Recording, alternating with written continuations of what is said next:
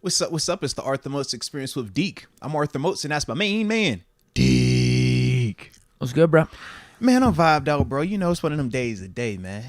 It's kind of chilly, kind of rainy. But you fresh, though, bro. I like the fresh cut, bro. It looks like don't think I ain't peeped we that, got though. podcast cuts, huh? Don't think I ain't peeped. Well, you know, The whole group. I whole heard crew. you was getting a cut, so I figured I'd go get a cut, too. You know? It was to that point, man, I was disgusted with what I was seeing on camera. I said, oh, Lord. Yeah, I feel like you always need a off-season cut. I would agree. You know, it's one of them things for me, man. I go through my phases. Like when I get that fresh cut, I got all the confidence. I feel great. Then I get to like that mid where it's like, yo, I could technically go for a cut, but I'm not pressed on it. And then I get to that phase where we was at last week where it's like, bro, you look kind of rough. Like the mustache is extra thick. The chin hair is real long. And when my waves start to curl over, that's when I know it's a wrap, bro. Yeah. That's why I was in a hat all the time. You know what I mean? So now, yeah, we done cut it back. We feel good. So yeah, you know, how you be feeling when you got your fresh cut? Like your confidence up, man? How you I at, felt man? amazing. Okay. Still feel amazing. Yeah. Okay. It's rolling over into the podcast. Should have I some like of it, bro. the best takes I've ever had. Man, let's I'm go. thinking. That's what I'm talking about, baby. That's what I'm talking about. How often you get cut? I think the last one, it was October for me. Yeah. She actually had it on a little chart. Man, for me, bro, I'm typically every 2 weeks. I'm probably two or three times a year. Yeah, I'm like every 2 weeks. When I want to be for real, I'm every 2 weeks. Really? Yeah. Usually I'm like every 2 weeks when I stay on it. You've been But I letting get it go, lazy, though. Yeah, I get lazy. It's been like a month or two, Yeah, right? it was a month. Yeah. I got lazy. Yeah, because for me, man, like I said, I go through these phases where I'm like, I'm tired of the super fresh look. And sometimes I like that little scruff look. But I don't know if I'm gonna ever be able to like commit to the scruff on a full time. You did basis. during COVID. During COVID, yes, because I was abiding by the rules. That was the whole principle of it. But this is not COVID anymore. So yeah, as I was sitting here and like I said, when this get too long and wifey, like I go to kiss her and she's like, you know what I'm saying? Like, that's the thing. Or when I'm eating and I'm like, bro, I'm getting stuff in it. That's a bit much. Or the worst part is like when I look at my lip and my hair. So over that, I'm like, oh no, we've done way too much, bro. You got to cut it back. Yeah, it's terrible for eating and stuff. I was like, I got to cut it back, bro. So, you know, I finally gave in, called up my homie. He pulled up, blessed me, feel great. Lil G, he feels good too, because that's the other part of it. If I don't get a cut, he Family ain't getting cut, a cut. podcast cuts, Yeah, you all know, around. when I don't get a cut, G don't get a cut. G be looking at me like, Dad, my hair. Like, y'all, I got you. I'm sorry. I'm sorry, Dad's going through it. I got you, though. So, yeah, all is well. Now everybody's cut it up. We fresh to death. And I see you, bro. You know what? Just know I see can't you, bro. say my Just know I confidence see you, at man. an all-time high because I feel like I've been more confident after some Steeler wins on a Monday. But it's up there. I'm feeling really good. Mm-hmm. Like an all-time, one of the all-time off-season confidence I felt. Last year after the draft, I was feeling good. So maybe not on that level. Yeah. Top five. Top five confidence Look, level for the off-season. Between the double cuts, the fresh fit, you got the Yeezys on, reminding me of some of the rumors that we're getting potentially a reunited potential. You know what I mean? So I'm just feeling good as I look at your fit, bro. I mean, that Adidas potential reunion with Kanye West, it just makes business sense because they have a ton of, it was $1 billion in Yeezy inventory they can't sell because Kanye's not on the staff anymore. Absolutely, bro. So absolutely. I guess it's going to have to happen. And they tried to do we're going to make Yeezys without calling them Yeezys, and it ain't hit. You know, they thought it was going to hit. It ain't really hit like that. So, yeah, man, they in between a rock and a hard place. Or should we say yay and a hard place? So, yeah, man, it's going to be interesting, bro. Be interesting. But with that being said, man, we do got plenty we're going to talk about today, man. We got these free agent linebackers that we're going to look into. Obviously, TG going to pull up on us at 5.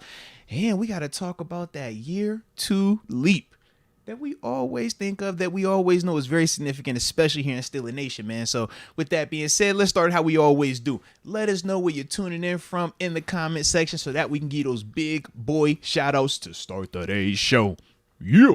Dominique Scott. Cheers from the 517, East Lansing, Michigan. That's y'all boys. Shout out to East Lansing, man. Miss you too, man. Let's get it. We also got...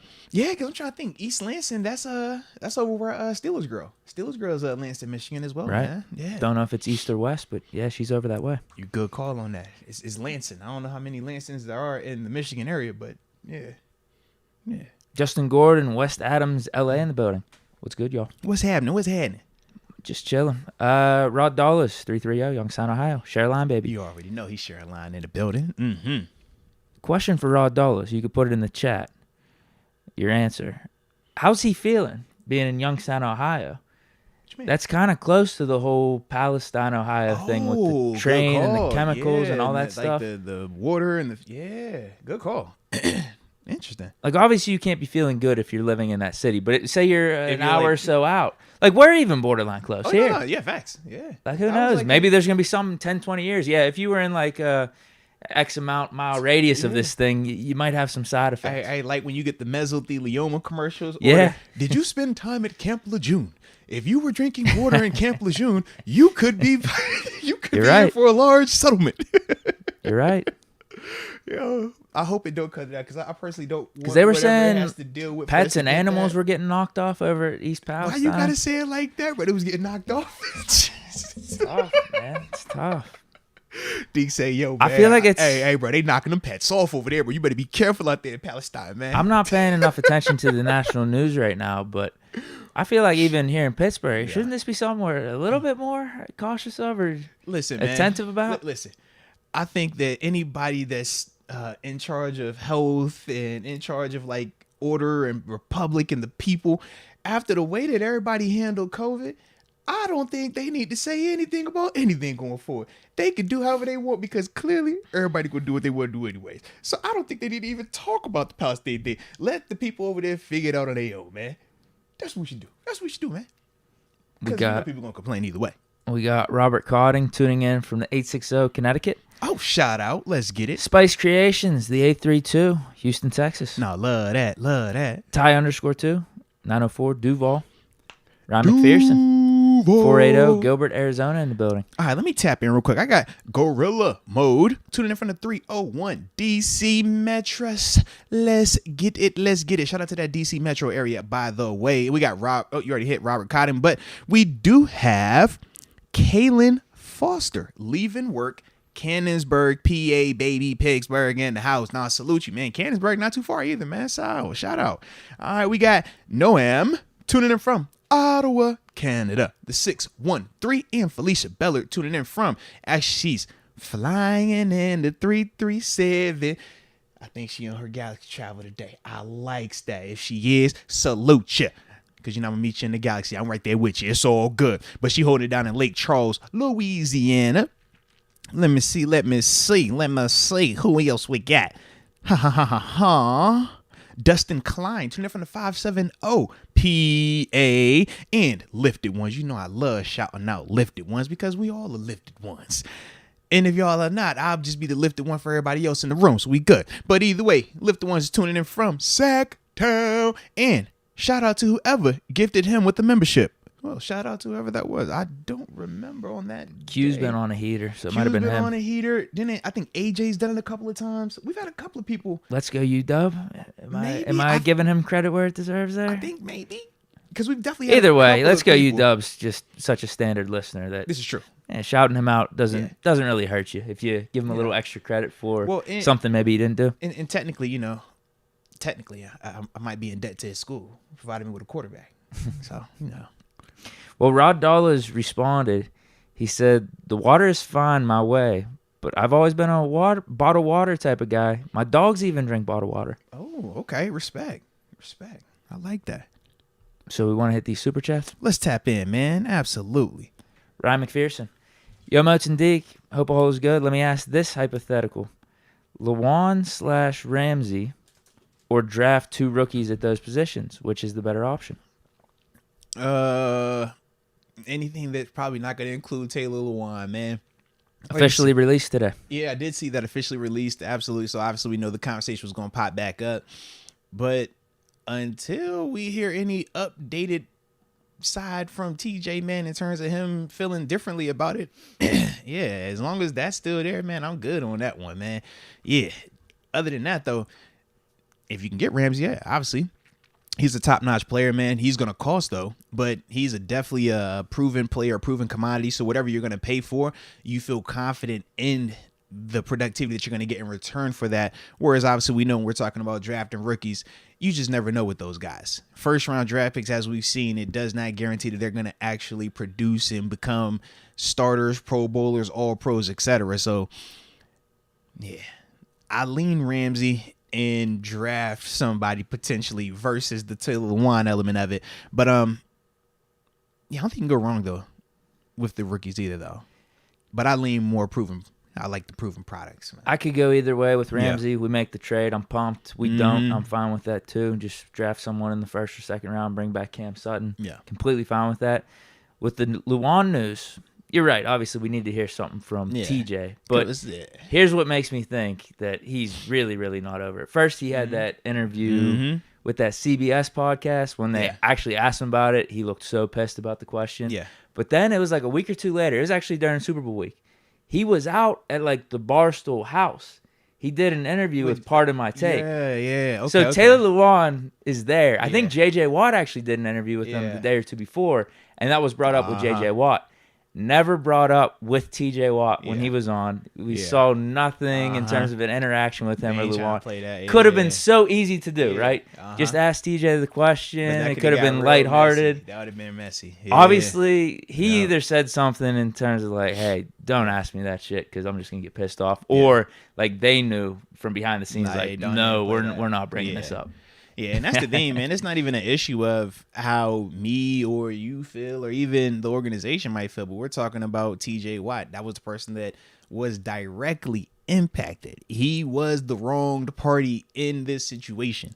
So regardless of how we might feel as outsiders or even as fans or as media, that's the guy that you got to, he has to check off on this thing because of who he is within this organization, because of who he is when you talk about his league status and his compensation. We know TJ, that's the big dog here.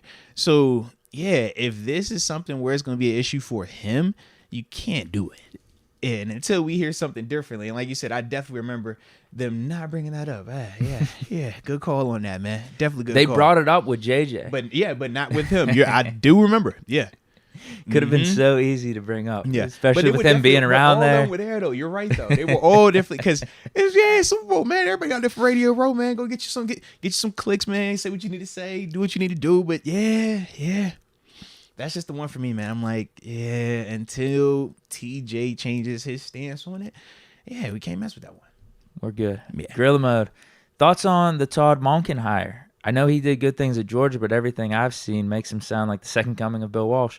How much different do you think the Ravens' offense will look? I mean, it all boils down to, is Lamar there or not?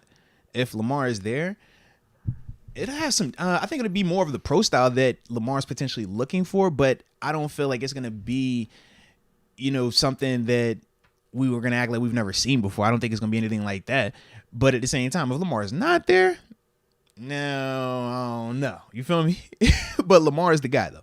Lamar is going to make any offensive coordinator look really, really good. It's going to make their scheme really explosive. And I think that's going to change our perception of Todd and his potential offense. Whereas if they're running that thing with a rookie or somebody that's not the same caliber player as Lamar Jackson, man, we're not going to look at Todd in that offense and think that it's anything special. I think we're going to look at it and say, okay, they might have some schematic stuff that is cool. You'll see some college concepts and stuff like that. But as a whole, you need that key piece.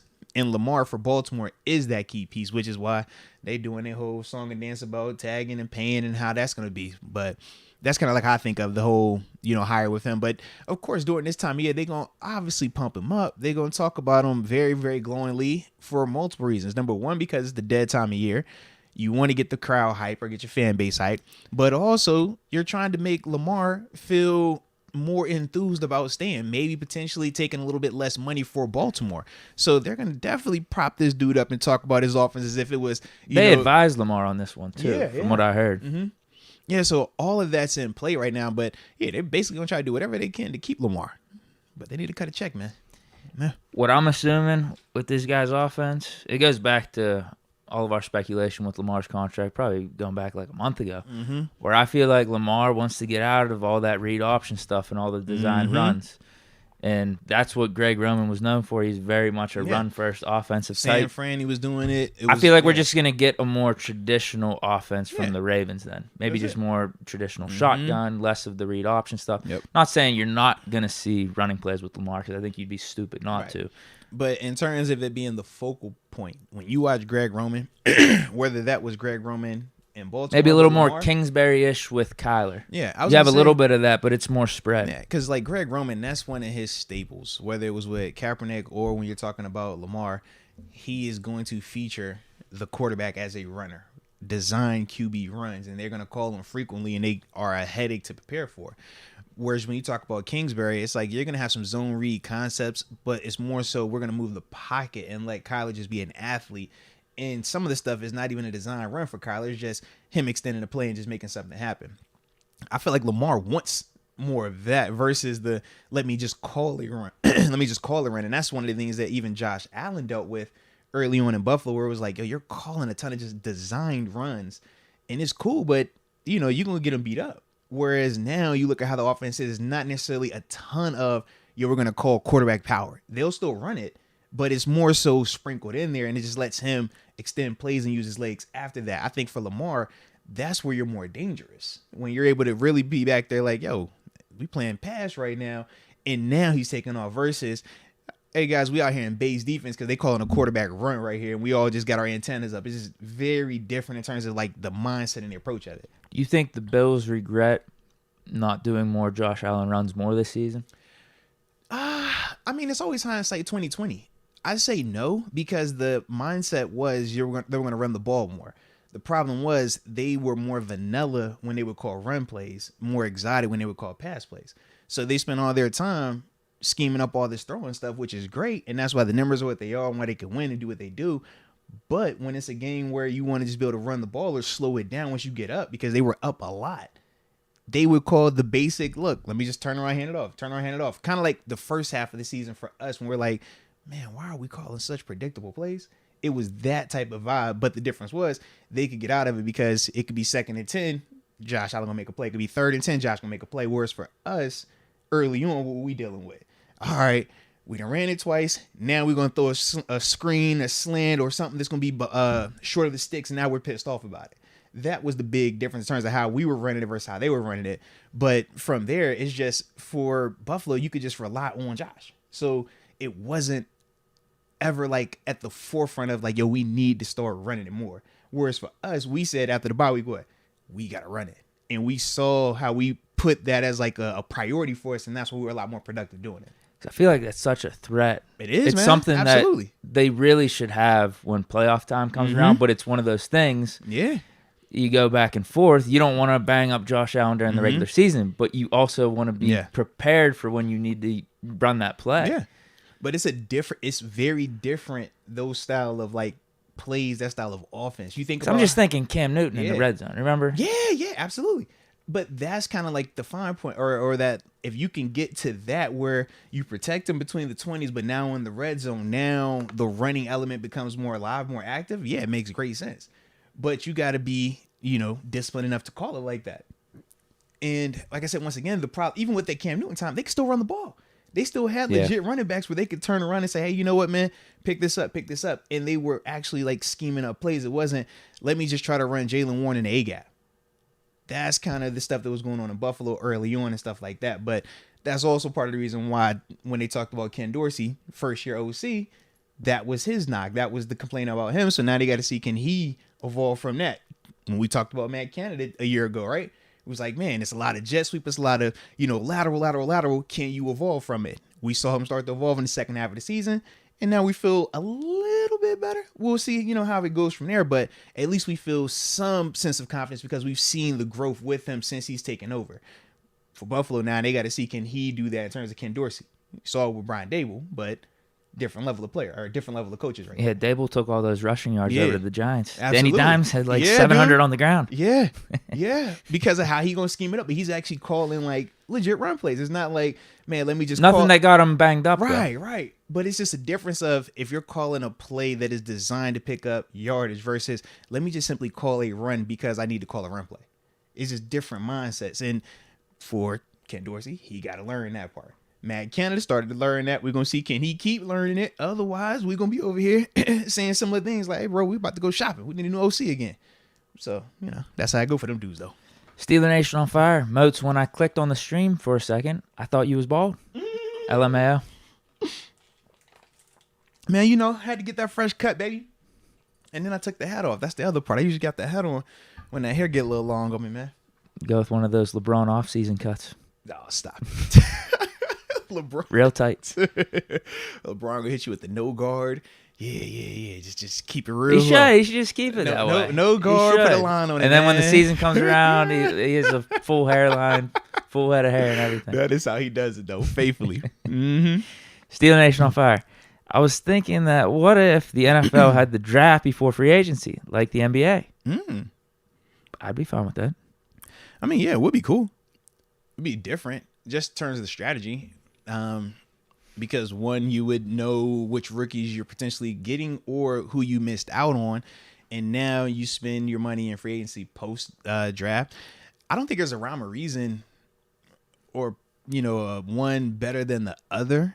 I think from an entertainment business standpoint, it's smarter how it is. NFL more hype for the draft. Whereas like if we push back free agency, you don't get that like huge event. Yeah. You know what I mean? In the NFL. Now I don't know if it's as much different NBA versus NFL, but I feel like the draft, it feels like football was back for that whole weekend. The draft is like the second. It's like the Super Bowl. It's the second big event. So it's probably better for the NFL to push it back as long as they can. I mean, if you're talking like marketing and business stuff like that, yeah. Because it's weird, man. I hardly ever, because this is getting new for NBA, but it was more so trade deadline was more of a big deal than necessarily like free agency. When I remember watching like basketball, because it wasn't a ton of like big names moving in free agency, but you could get a potential trade. You could get one of those, and that would be a little bit like more significant. Whereas with football, we didn't really have trades. It was usually free agency. Now we're starting to see like both sides kind of shift a little bit, where we're getting a little bit more trade happy in the NFL. And in contrast, you look at the NBA, they're doing a little bit more with free agency now. So with both of those things, I mean, it's the evolution of it, but yeah, I'm with you. I'm biased. I kick with I feel like in the NBA, if we just had to say right now, free agency is bigger than the draft. Yeah.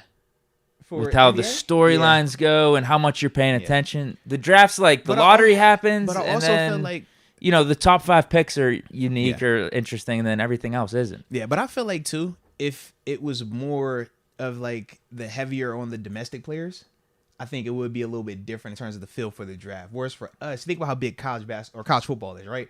But we know all the players that are going to the draft, 99.9% of them are from here. They play here. We know them, watch them, and we have like great understanding of them. When you talk NBA, man, they'll hit you with this guy's been playing in, Switzerland, or this guy's from France, or this, and it's like, I don't feel like the connection is always there either when you're talking about just the casual consumer. That's true. And probably just how the sports are set up with how many guys are on each roster. Yeah. In the draft, you only have 2 rounds. Yeah. And usually after those first like 15 picks, the lottery, you're like, it's over. Who cares? Yeah. Like one of these guys, it could be a shot in the dark, but you have no clue. Yeah. Whereas the NFL, you're talking 3rd or 4th round. If you have a guy on your draft board you're interested in, you're like, man, my team better pick him up. If you can get like him in the last year, Tariq Woolen, I'm like, damn, Steelers, pick him up in the 4th round. And that's important. Whereas NBA, some of these second rounders ain't even going to make the team. Think about we were dialed. Well, now, granted, this is like a cheating excuse because I was like Connor Hay, we were dialed in for, but I was like, that's partly because of his brother. But at the same time, going back to what you were saying, that we just were more in tune. So even later in the draft, it's like, no, I know this player right here. This is cool. I'm excited. It was dudes that were excited about us picking him up because they were hollering about him before we even got to the draft. So once again, I'm with you on that. Yeah. I do wonder, straight up from an on-field standpoint or just football standpoint, what would be better for a front office to have the draft first? Oh, for the front office? You want to go draft first. Front office draft first because now I can control how much I'm spending. Draft is cheap labor. Free agency, I got to spend big bucks. If I know who I got on the front end, I don't got to cut you that check now. But if I don't know I'm going to get this linebacker at pick 22, now I gotta pay you $10 million right now just to ensure that I got this piece. Yeah, and you feel better about it because you already went through the cheap labor process of like, damn, I like this dude's talent, and I'm getting him on a rookie deal. Yes. So okay, I don't have to worry about signing a dude for $10 million in free agency. Yep. Whereas when it's reversed, you're just like you need to really like that dude. We think about the urgency we're gonna feel when free agency opens up, and we're looking at corners and left tackles, D linemen, linebackers. Whoever we don't sign during that time, we can like, oh, we got to get him in the draft now. We got to get him. Like, it instantly ratchets. And you might have to reach. Yeah. Kind of like Artie Burns, William Jackson, whenever Absolutely, they were drafted. Prime example. Yeah. Whereas if it's reversed and we've already went through this draft and I already know who I got, who I don't got, well, now, hey, I might not feel like I got to get a corner anymore that I got to pay $12 million for because I already got me a guy that I drafted. But now I know I got to get this linebacker. All right, well, shoot. Because I got this and that, I can go a little cheaper here now. Whereas if you don't know any of that, you are literally flying blind. It's like, all right, who am I going to cut a big check on? And let's pray that we hit something in the draft. Yeah. So that's got to be it. Marketing, entertainment purposes. Yeah. Keep the draft middle of the spring. Yeah. Because the hype, the build up, so much more there. NFL is calendar year now, man. They have successfully done that, without a doubt. Sammy Buckets, does Wifey be researching or what? He's asking. Oh, he's asking me? Yeah. Oh, no comment, man. No comment, man. You know, everybody speaks on themselves, so no comment. Yeah. Let's go. UW has gifted Arthur Moats membership. So even if he didn't gift one in the past, and I was giving him credit, now today, he man. Just did. Salute. Let's go, UW. Let me see who did he tap in. Joey Weaver. And I also see Stan Claire gifted a membership to Litzberg 7. So Litzberg 7 and Joey Weaver, welcome to the upper room. Yes, indeed. And let's go UW and Stan Claire, man. Once again, shout out to both of y'all, man. It's awesome to see y'all paying it forward, man, and just showing love, man. So we definitely appreciate y'all from the heart. Our Barley 18 says, yo, I called Ika 2 months ago to you guys. I think we need a pure nose, 330 plus pounds.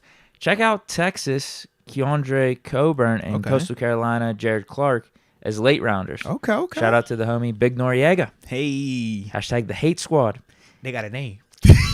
Dude, literally, he has it set up too, where it's H and then the number 8. Wow. That's disrespectful. I love the details, though. The details, the creativity.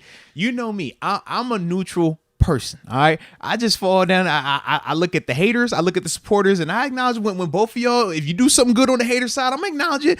That's pretty clever on the hater side. I gotta say, that's pretty clever. All right. So shout out to y'all for that one, man. I think that's how I'm gonna have to write out that is haters funny, whenever bro. I say, the Kenny haters. You guys are terrible. I might have to spell it that way now. That's pretty good. I like that. I like that, though, H8, bro. And then it'd be ERS. Yeah. No, that's fire. I like it. Let's go, UW. Also, shout out to Omar Khan for being at the HBCU Combine. Nah, without a doubt, man. Salute him, man. And you could definitely find plenty of talent down that way, man. So I like that, man. Dude, the guy from Jackson State last year. He's still, the linebacker. Absolutely. He cooked with the Lions this year. Mm-hmm. He went in like the 4th or 5th round. I can't remember his name. I'm drawing a blank on it as well. He was number 50, I think he was down there. But yeah, the big thing we said when we watched him on tape was he was super productive. The question was going to be, could it translate versus NFL caliber tackles? Because the tackles that he were playing against, just, when you watch him on tape as a guy who's played against both types of talent, size, and skill, you could just tell that he wasn't facing that type of, opponent. But all he could do was control what he could control. He dominated the guys that he put in front of him, but he definitely had a very productive rookie season, man. So, I salute him, bro. Absolute. James Houston, that's his name. Shout out to Justin Gordon. Shout out to you, Justin. And Justin Gordon says with a super chat, if Taylor can still add value to the team, just lock him and TJ in the locker room and let him shoot the fade. Then move on. I'd rather draft the guy, though. I mean, I wish it was just that simple. Hey, man, just fight it out and get it over with, and everybody's good. Why is TJ signing up for a fight right now in his life? Like, seriously. And dude's making bank. He's the star player on the Steelers. Why is he signing up for a fight? My other thing is this. Like, for a guy that just got released. But Tom, when you're in that locker room, we all consider ourselves alpha males. We're all like the big dog. That's the only way you make it, right? So you mean to tell me that I'm going to fight this dude, I'm going to get beaten, I'm supposed to just come here every single day for the rest of the season and be second fiddle to him because he done beat me? No, that ain't going to work. That is not going to work for either party. TJ cracked Taylor Lewan upside the head with that stool. You don't think Taylor gonna come back? If Taylor beat the brakes off TJ, you don't think TJ gonna come back? Like, yeah, man. Can't be putting hands on the people like that, baby. Nah, these man, dudes be losing their mind. Steeler Nation on fire. What if the NFL had a luxury tax? I've thought of that. Honestly, in all truthfulness, man, I do like that concept because, number one, when you talk about the salary cap, all it is designed for is to keep the labor costs down, is to make sure that we have some type of ceiling on what we're going to be paying these players. It benefits ownership. It benefits the suits. As NFL players, you hate that element of the salary cap because you know what it's designed for, and it makes you look at your teammates, your brothers, and question, man, why you getting that check, bro? If you don't get 10, and I can get my 8, like that sucks. But that's because we having us having a hard salary cap. You talk about MLB, 0 salary cap, right? Pay what you want, man. If your owners got the bread, man, they're gonna pay these players. When you talk about the NBA, they have a soft salary cap, but they have the luxury tax, meaning, hey, if I want to spend over, if I have a guy like Deke that I love, I got to cut a check for him. But at the same time, I want to make sure this guy over here is compensated. I can do that and just say, you know what, I'll pay the tax, the extra tax on it because I want to keep these guys together. That's what the Golden State Warriors been doing. That's what Oklahoma City Thunder didn't do. Correct. That OKC did not do that. The Warriors did do that. And you look at, how both of those things have played out since then. Prime example of it, man. So, yeah, I would love a luxury tax. The problem is NFL owners are not going to do that. When you talk about trying to dial it back to getting the salary cap to not be hard, owners don't want to do that because now that means they got to spend more money. They're not trying to do that because right now, think about the big issue when you talk Lamar Jackson. Is he worth $50 million? Is he worth $45 million? Your argument always goes back to you're going to kill your roster. Is Lamar that much of a force multiplier? You can't pay him 50 because of this, and this. But all it literally is designed for is to make the owners not have to pay. That is their out. Whereas when you look NBA, you can't tell, hey, man, this dude's supposed to get $200 million. Man, you shouldn't pay on that $200 million. You're going to kill your roster. No, you're not. Pay on the $200 and I can still go drop 15, 20 over here and pay this luxury tax on that. If you got the bread, they're going to spend it. But that's how the NFL is set up, man. Great job by them, though, man. I will say this, man. When they set it up the right way. These NBA contracts might start getting absurd here because it's getting to 50 mil. They might start getting 60, 70. NBA, they messed up. NBA messed, but they can't turn it back. NBA is a players' league. The players run the NBA. NFL is teams, is coaches. We don't have a ton of Tom Brady's running around dudes playing for 15, 20 years. Real short span, but you're going to know these coaches, you're going to know these teams, you're going to love brands. NBA, you love players. Man, I done rock how many different NBA jerseys because I'm following LeBron. I don't care what team you're on. That's my guy. You don't get that in the NFL. Nah. It's like, bro, we love the Steelers. Now, we were lucky we had Ben, but shoot, if we were playing in Cleveland, we would never even had a Ben that we could be like, yo, we love this dude for how many years? But like I said, they business setup is genius. Like, genius. Justin Gordon. No, I just read that. Yeah. Steeler Nation on fire. Long snapper Kuntz resigns with the Steelers. Yo, shout out to Christian, Christian, man. Is that our first free agent move? Is it? The first in-house one? I think so. Yeah, shout out to Christian. Nah, man, he been a long snapper here for what, 2-3 years now? Yeah, man. Shout out to Christian. They good dude, man. Real good dude. Felicia Bellard, what's your take on KP8's off-season workouts on Twitter? Uh-oh. It's just QB1. No off-season. Franchise. It's cool. I'm probably not the right person to ask. I always felt some type of way about off-season workout videos, man. He ain't posting them. I think it's the people that are working with him to promote, their programs or their training. You're supposed to, yeah. You're supposed to post it. Your trainer's gonna post you. Your homies that are in the videos gonna post you. Everybody's gonna post you. Sometimes players post it. The reason I'm saying I'm probably the wrong person to ask is because I don't get overly enamored with it one way or the other because we're talking about a setting where there is no defense, there is no rush, there is nothing going on except you in a controlled climate making throws on air. At the NFL level, everybody is talented. So whatever your position is, right? If you're a wide receiver, if you're a safety, if you're an offensive lineman, if you're a D lineman, if you're doing stuff on air, you should look elite. Kenny looks elite right now. Absolutely.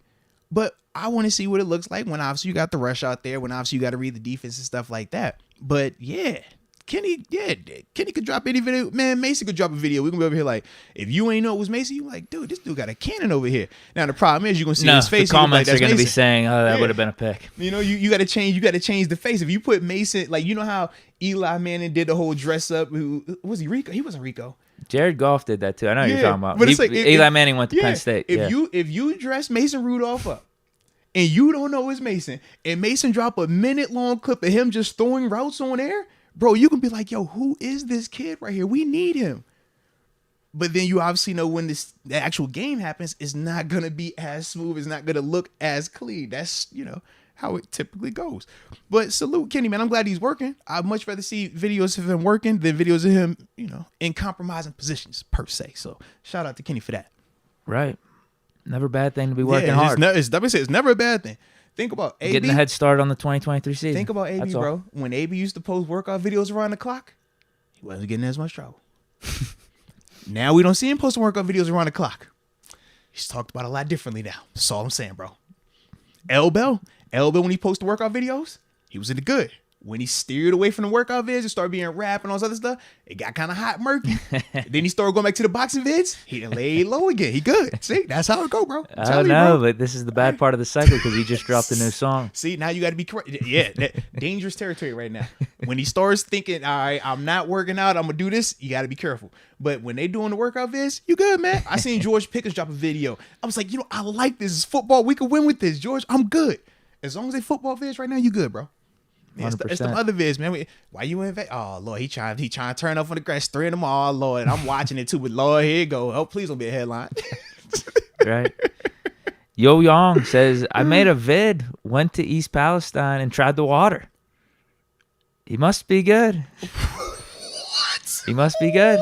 He just dropped the super chat. So yo, I need details. My man said I made a vid. I went there and I tried the. Oh my gosh! I hope that went viral. I hope it was worth it. Seriously, man. You might have that mesothelioma, man. Dang, I'm telling you, bro. What they say? If you was in Camp Lejeune in 80s, 90s, that time frame, man, you better call that number. They can hit you with that.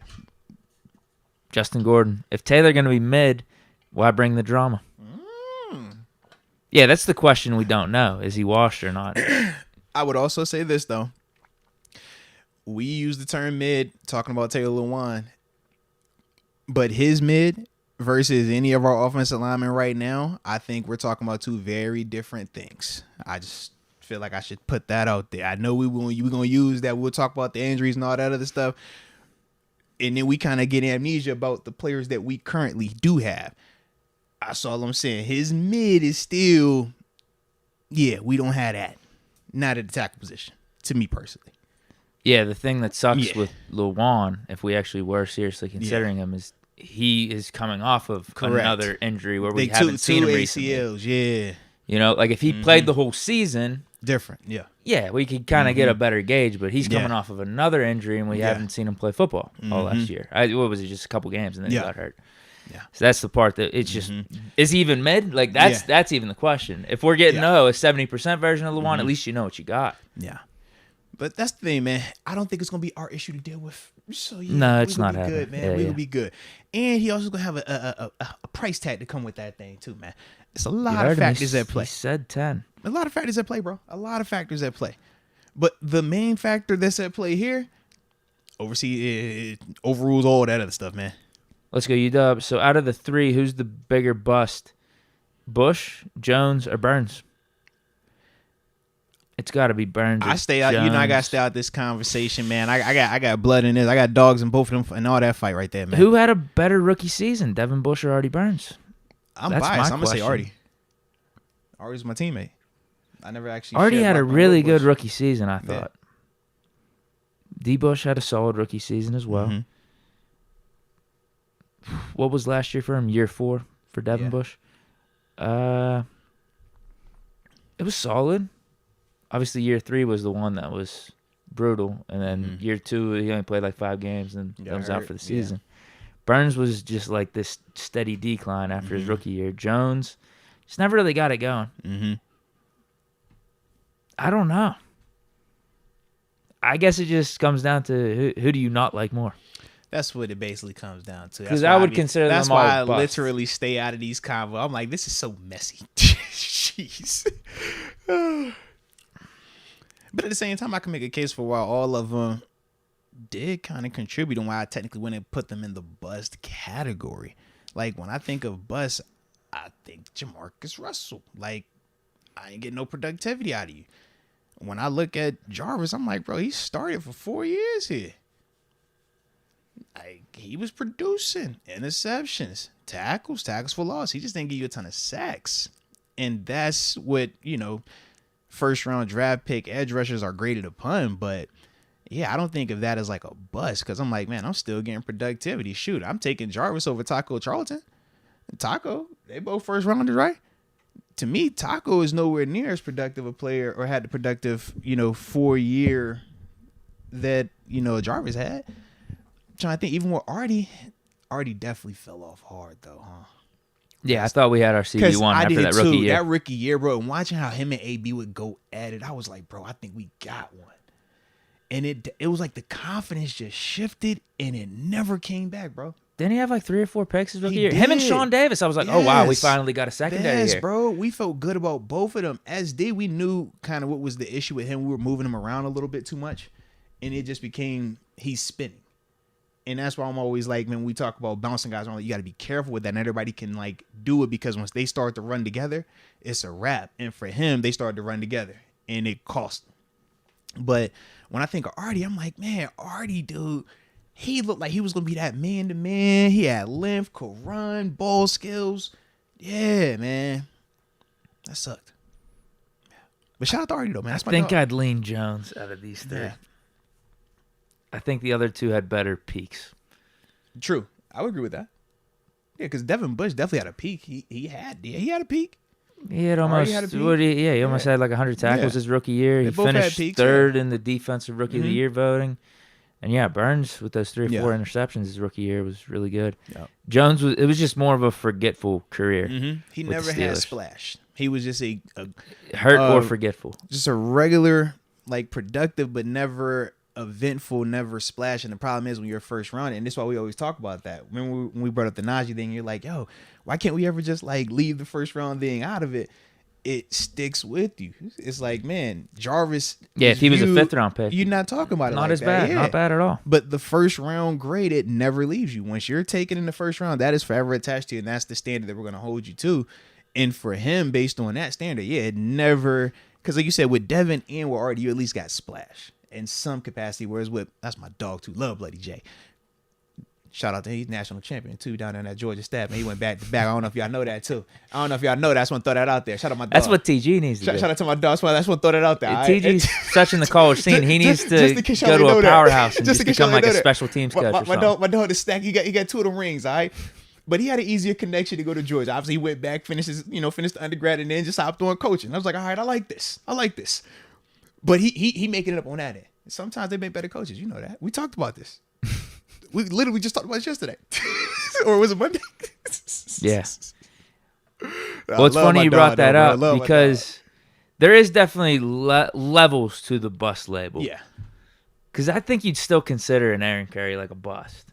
Or even like these guys. It just depends on how you view it. Like I said, for me as a person that has walked on that field, been in that locker room, you never hear me talk bust, because it's like, for me to think of a person as a bust, like, I know what that looks like.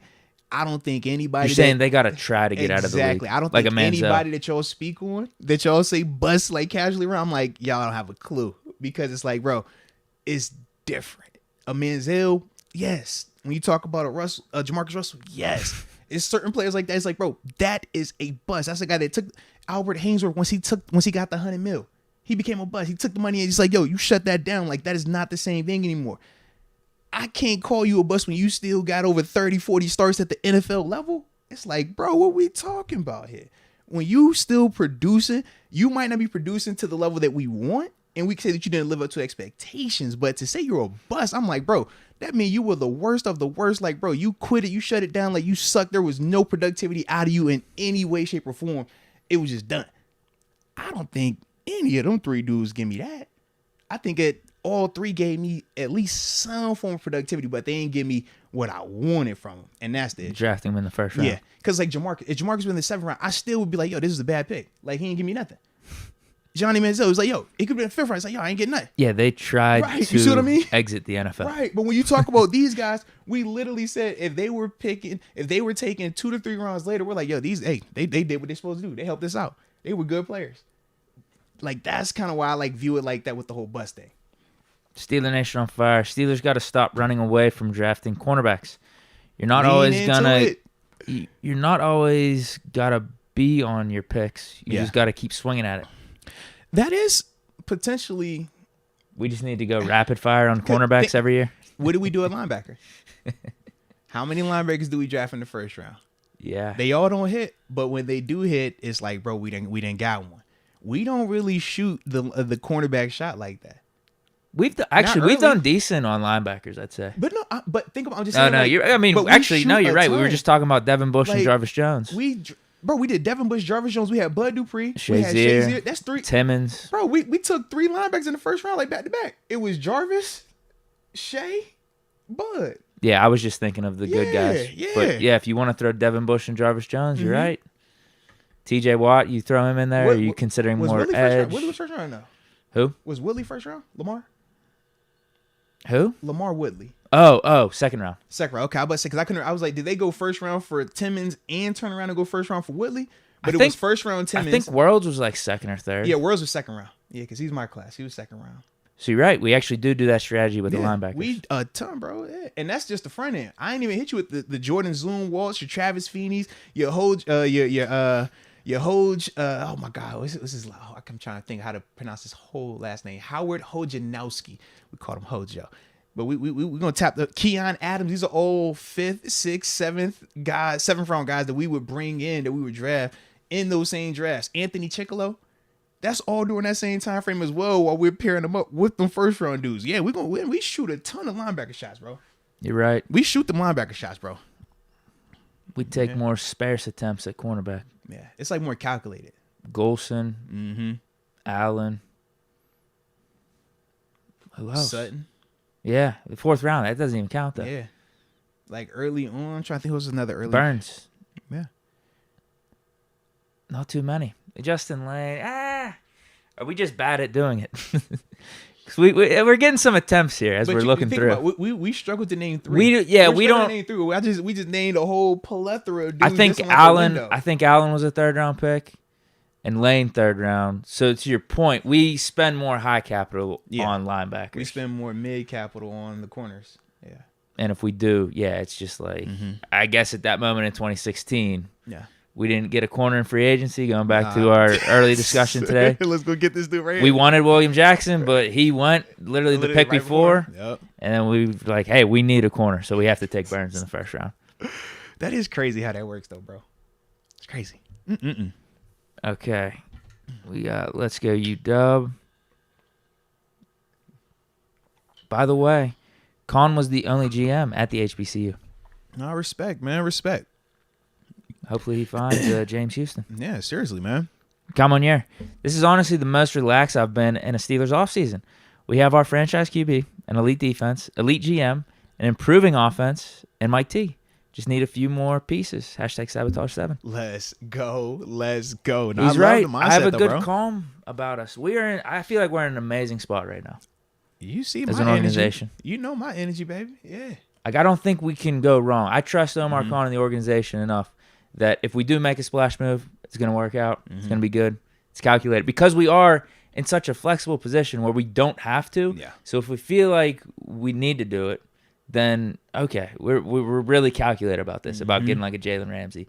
If we don't, we're fine too, because I feel like how we finished the season, it makes sense to run it back. We got KPA. He's just going to be developing. We got a young offense, a core, and we got Mike Tomlin, who knows what he's doing as a coach. Got a ton of cap flexibility going forward. Like, we're not in any like bad contracts. Love the spot we're in.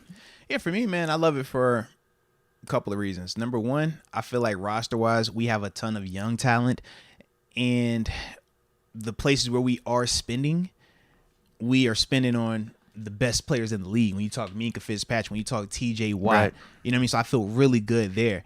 The staff, feel good about the staff. Definitely on defense. We know that because it's more proven. We know Mike Tomlin and stuff like that. With Matt Canada, obviously, we feel optimistic about him. But obviously, it's still one of those things where you're going to have what we call, I like to just say that wait and see approach. I'm feeling more better about him, but I'm not going to go over the top until I see this continued progression. But we got to wait until, obviously, the season starts back up. The quarterback position, that's the other area where you just have a slight, not even question, but more so the wait and see with Canada. We saw Kenny start to step it up down the stretch. We saw him start to anticipate. We saw him start to protect the ball. We saw him start to just be a leader and look the part. Now, can we get the next thing? When we talked about taking more shots downfield, getting George Pickens more involved, more explosive plays without compromising the turnover to interception or the touchdown to interception ratio and stuff like that. So when you're talking about just the stage that we're in right now, and if those are the questions that you have, that is a great space to be in, because most teams, you're asking, man, who is this quarterback? What are we doing defensively? Do we got a pass rusher? Do I got a corner? Do I got anything that I can hang my hat on and feel good? Who's this new coach that we hired? Is he going to come in here and mesh? Who's this new head coach? Who's the new GM? A lot of teams are dealing with a lot bigger issues than we are right here in Pittsburgh, but that's a good problem.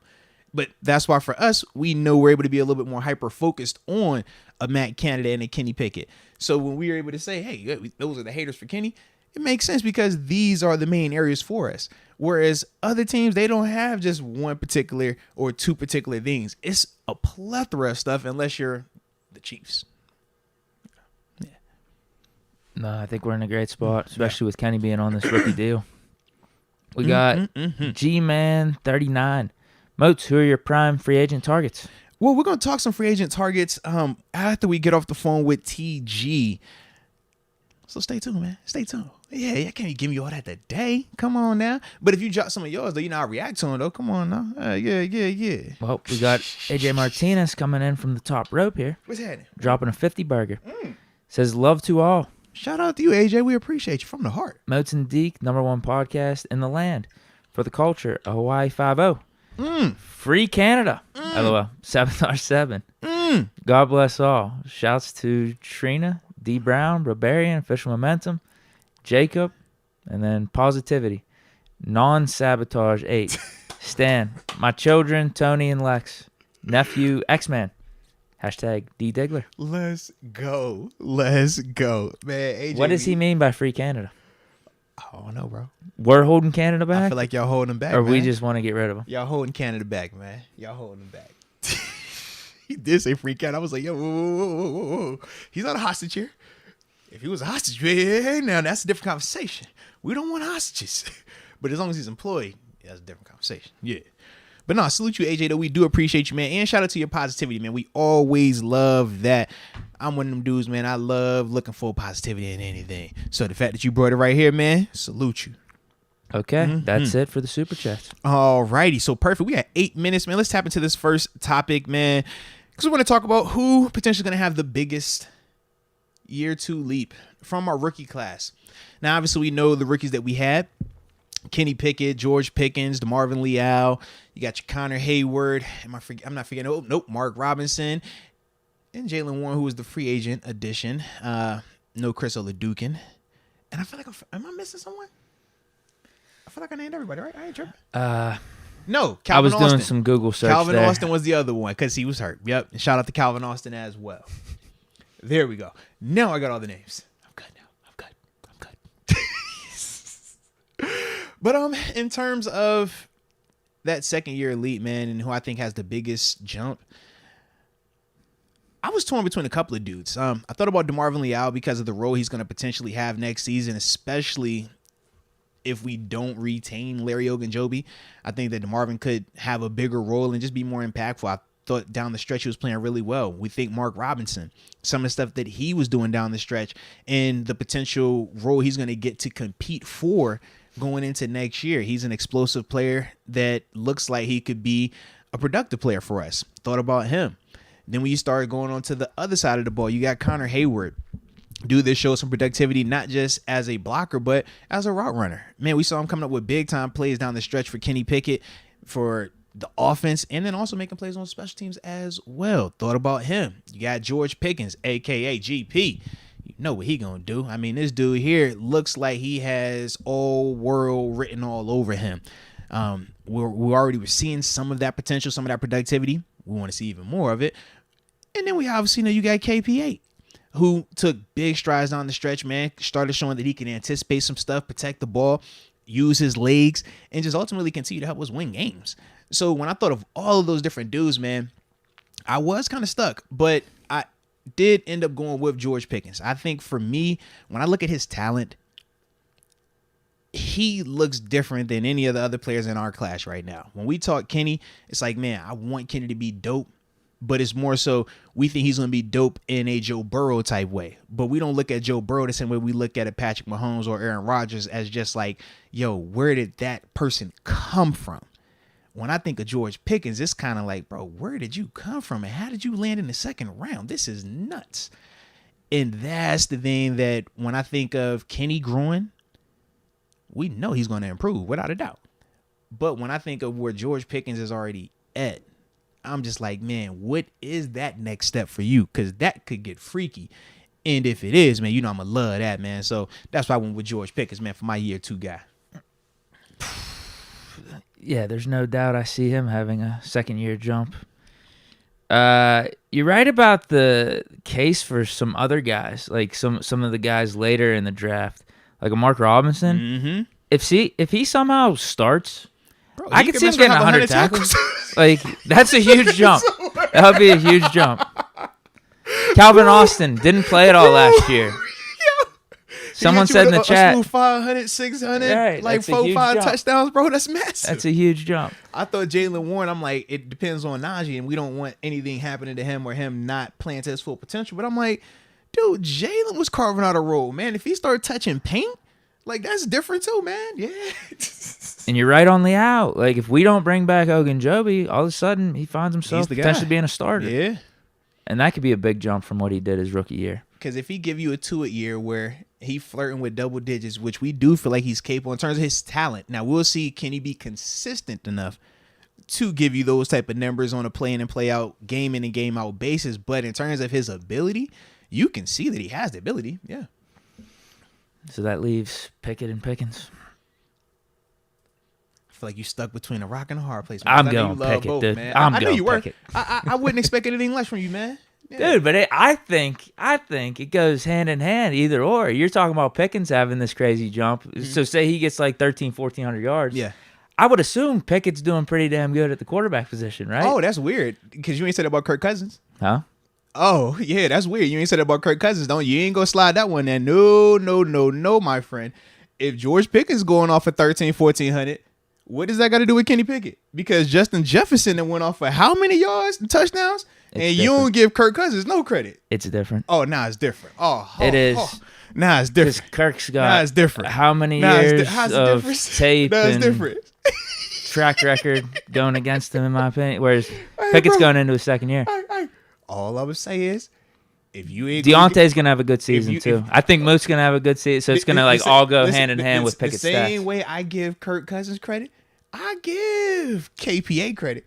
But that's the one for me that I got to hear from you because, yeah, you don't. I think everyone's going to do good. Everyone's going to be eaten. You do not be looking at it like that. I'm like, man, this was good. Everyone's going to be eaten. Pickens, Moose, Deontay, Addison, Calvin Austin. You're right. Maybe a little 500 from him. I'm talking. I made the prediction last year.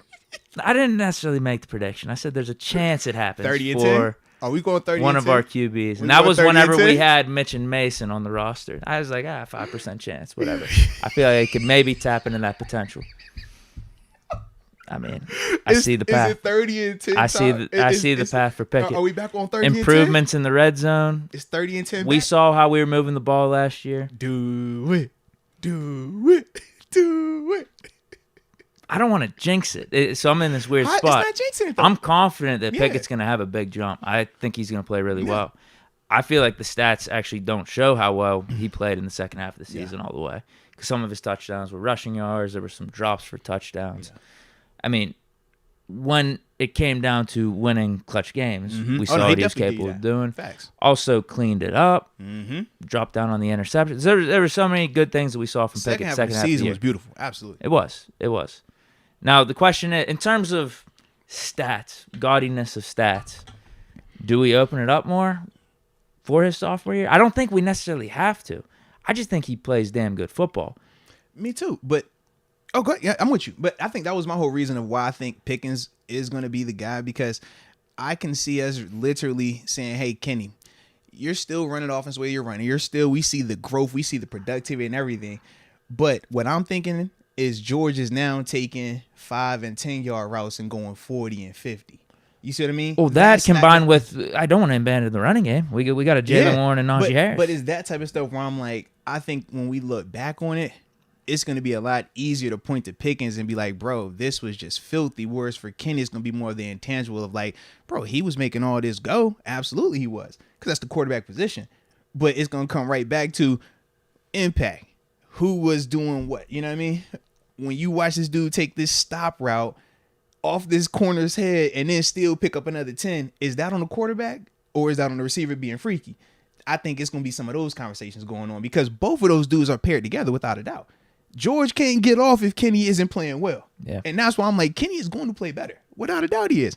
I just think that George is the one that's going to take that next step, because George has, when we talk about like that elite friend, like not just wide receiver 1, not QB1, we're talking like the crazy, like that's what Pickens looked like he has. So that's what I was thinking of. Yeah, I just don't really care what Kenny's stat line is next year. Yeah. Could it be, 3,500 yards, 25 touchdowns, like 8 picks or something like that? That's fine. Are we winning games? Are we winning? That's all that matters. Keep him under 10, you good. Throw a couple rushing touchdowns in there. Well, I guess, if he gets 25 passing, 5 rushing, that's your 30. That's doable. As long as it's 30 that's and doable. 10. Can he keep the picks under 10? Oh, yeah. What did he have this year? 9. All right. He only had 1 through those last 8 or 9 games. Right. Yeah. And that's more of what I saw from him, of course, in that last Pitt season. That's why you gotta go back and watch those early games too, because some of them were hitting off our receivers' hands and stuff. Man, come on, we ain't doing that. They don't ask how, they ask how many. You know that. They were. Come on. They were. But he even put it on himself more to not put the ball in that potential harm's way. Because if you throw some 50-50 balls, there's a chance it's going to get tipped and picked. 50-50, yeah. He basically took all that away in the second half. He really took care of the ball. Mm-hmm. And I feel like he was robbed of some touchdowns in the second half of the season. I think Pickett's going to play really damn good. I think we're going to be talking about him in some very high quarterback categories and talking awards, Pro Bowls, that type of stuff. I think that's what we're going to be seeing next year from Pickett. Hey, man, like I said, I'm all for it. Because I've seen this storyline before. Kirk Cousins is a Pro Bowler. Don't get it twisted, bro. He's a Pro Bowler.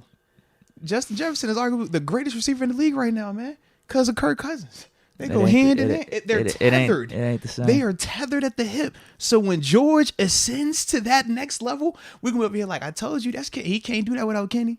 He can't do it without Kenny. And I'm going to say, because Kirk can't do it, just can't do it without Kirk. Those are my parallels. I'm with it, bro. Absolutely.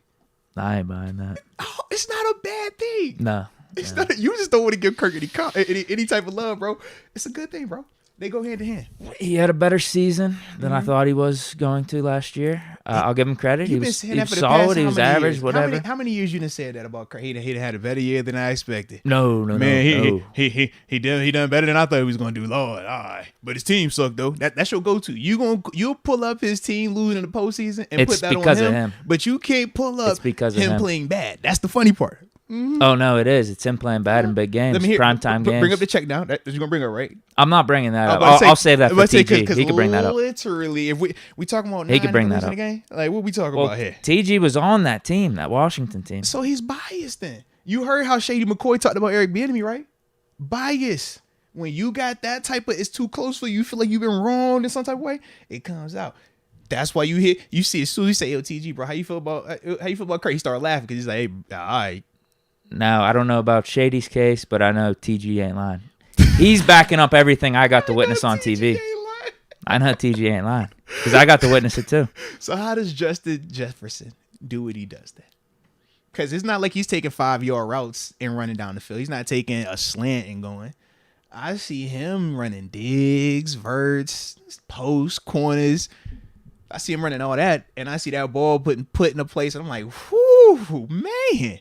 And after that, Justin does what he does, but the air yard is just like, geez, that's bro, fine. They could be a man. good quarterback receiver connection. Kirk just still isn't a quarterback I want on my team. That's fine. As long as we acknowledge the greatness that Justin Jefferson is and know that can't be without Kirk. I can't agree with that. I can't. I can't go there. Gosh, you're in denial, man. You're in denial.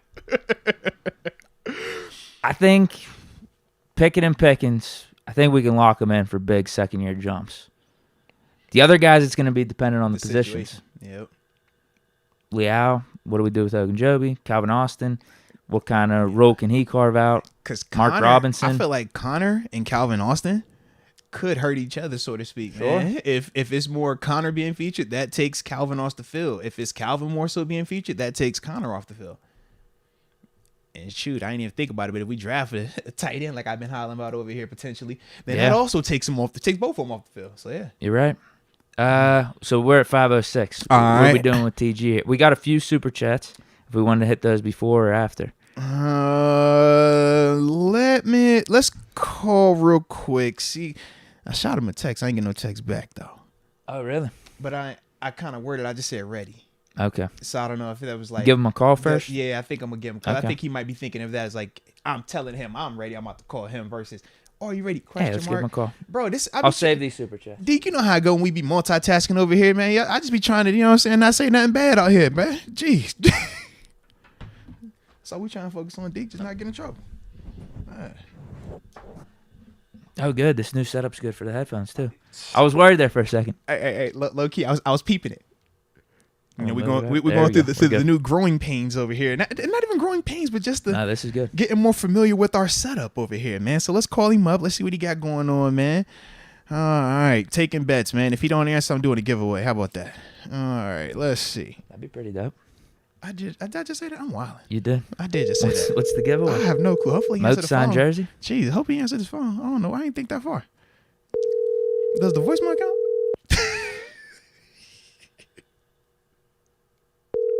Oh, it's getting bleak. Yo. TG. Yo, it's getting scary. Oh.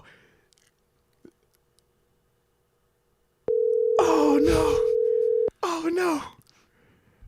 Does the voicemail count? Does that count? No.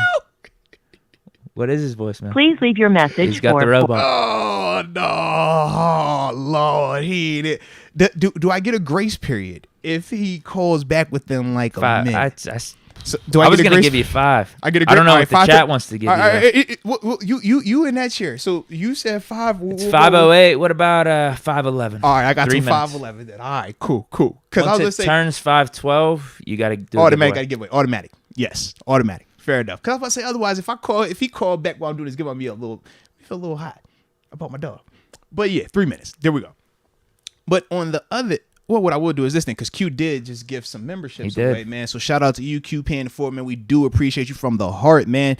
Let's see. He had Tyler Minnick, Nathaniel Carter, Malik Hammond, Carmen Pitts, not Black and Yellow, Michael Tiger, Bart Basquiato, Chloe Smith, Dirk Russell, Antonio Carter, and Nicholas Bobber.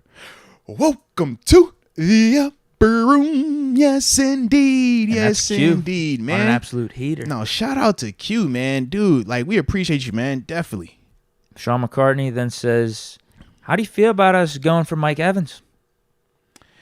I'm not against it. I would have to see what the market is, though, in terms of his dollars. Because, yeah, he's one of them dudes I think is going to be costing. Yeah. Like, but when you're talking about a proven commodity, now I don't see you having him here and keeping Deontay. I think that would just mean Deontay is gone. But you just potentially, granted, you upgrade in the sense of you're getting a proven commodity, an all-pro, a guy that can, be a combat catch guy, a down the field guy. But I do think that you muddy it up a little bit for Kenny because Pickens and Evans are going to be very similar in terms of play style, in terms of body type. Whereas Deontay is our quick win, beat every man-to-man, slant, bubble screen, down pass guy.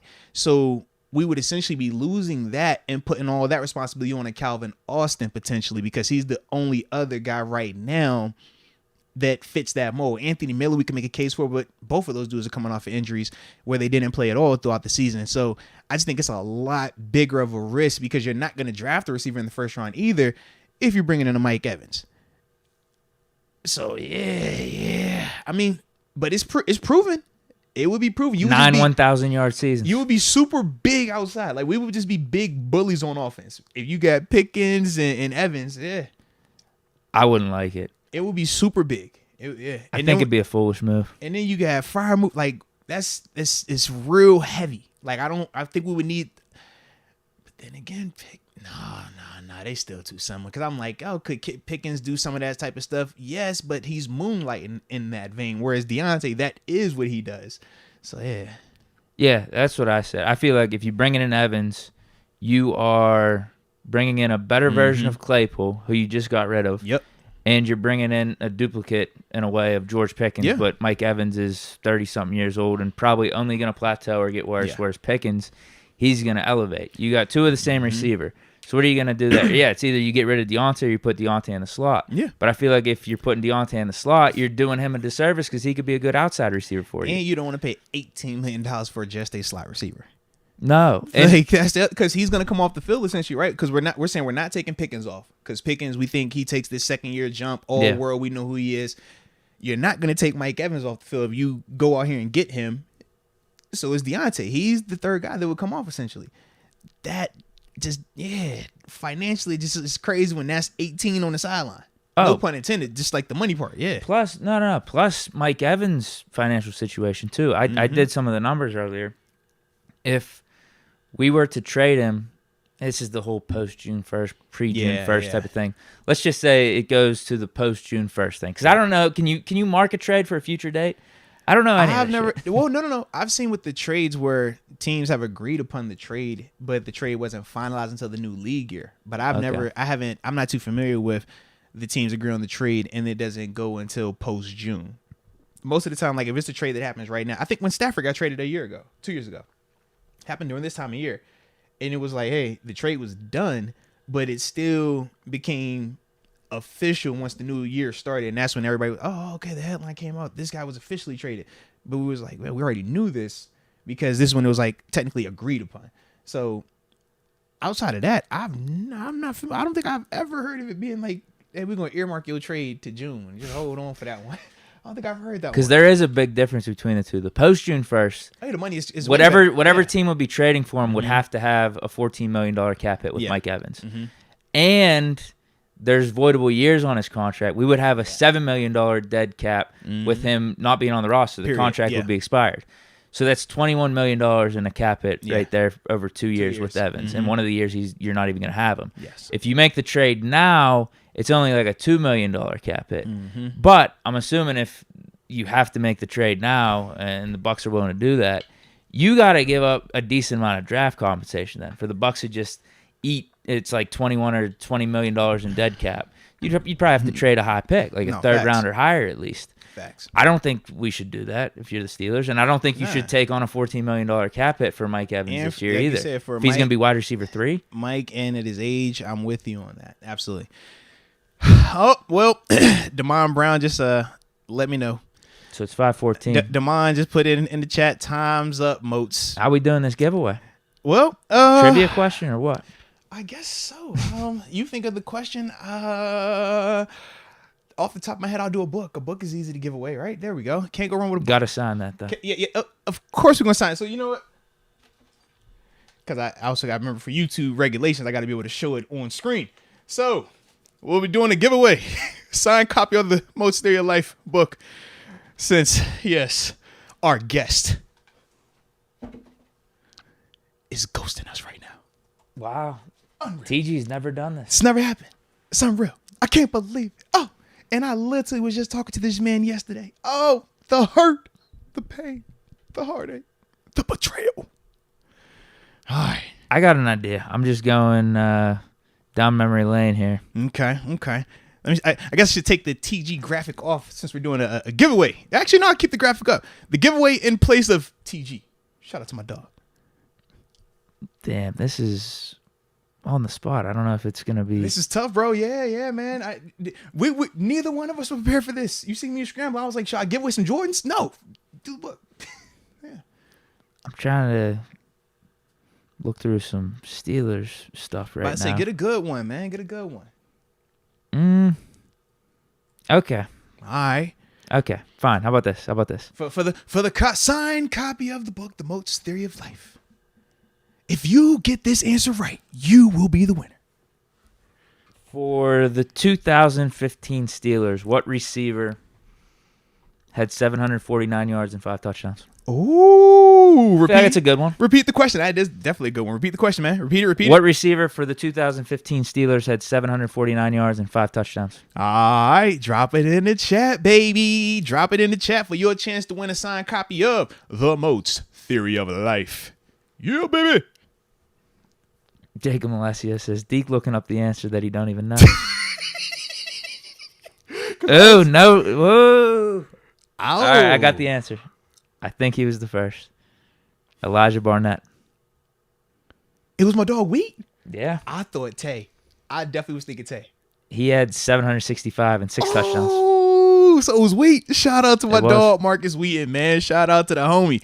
Hayward Bay had 314 and 2 touchdowns. Shout out to him, man. And obviously, that was pretty much it in terms of receiving core. And then you had AB. Yeah. And by say, man, because you remember we had Wheat on the show when we was at AZ.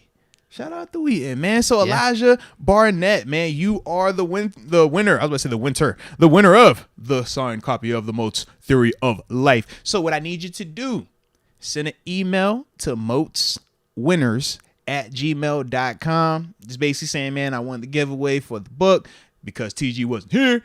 And after that, I'll get in contact with you, do all we need to do from a verification standpoint, and get that book sent out there to you, though. Salute you, though, Elijah Barnett. Salute you. Heath was on that team, too. Shout out to Heath, bro. Absolutely. That's the homie. Let's get it, man. He had 535 and 2 touchdowns.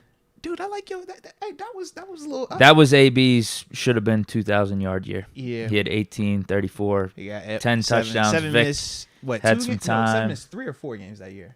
Who? 4. Yeah. Because when he got hurt, St. Louis. Right. So his record is 7-4, but he ended up playing that full Browns game. Yeah, because he came off the bench that game. Yeah, it was like the 12 next series. games. Yeah.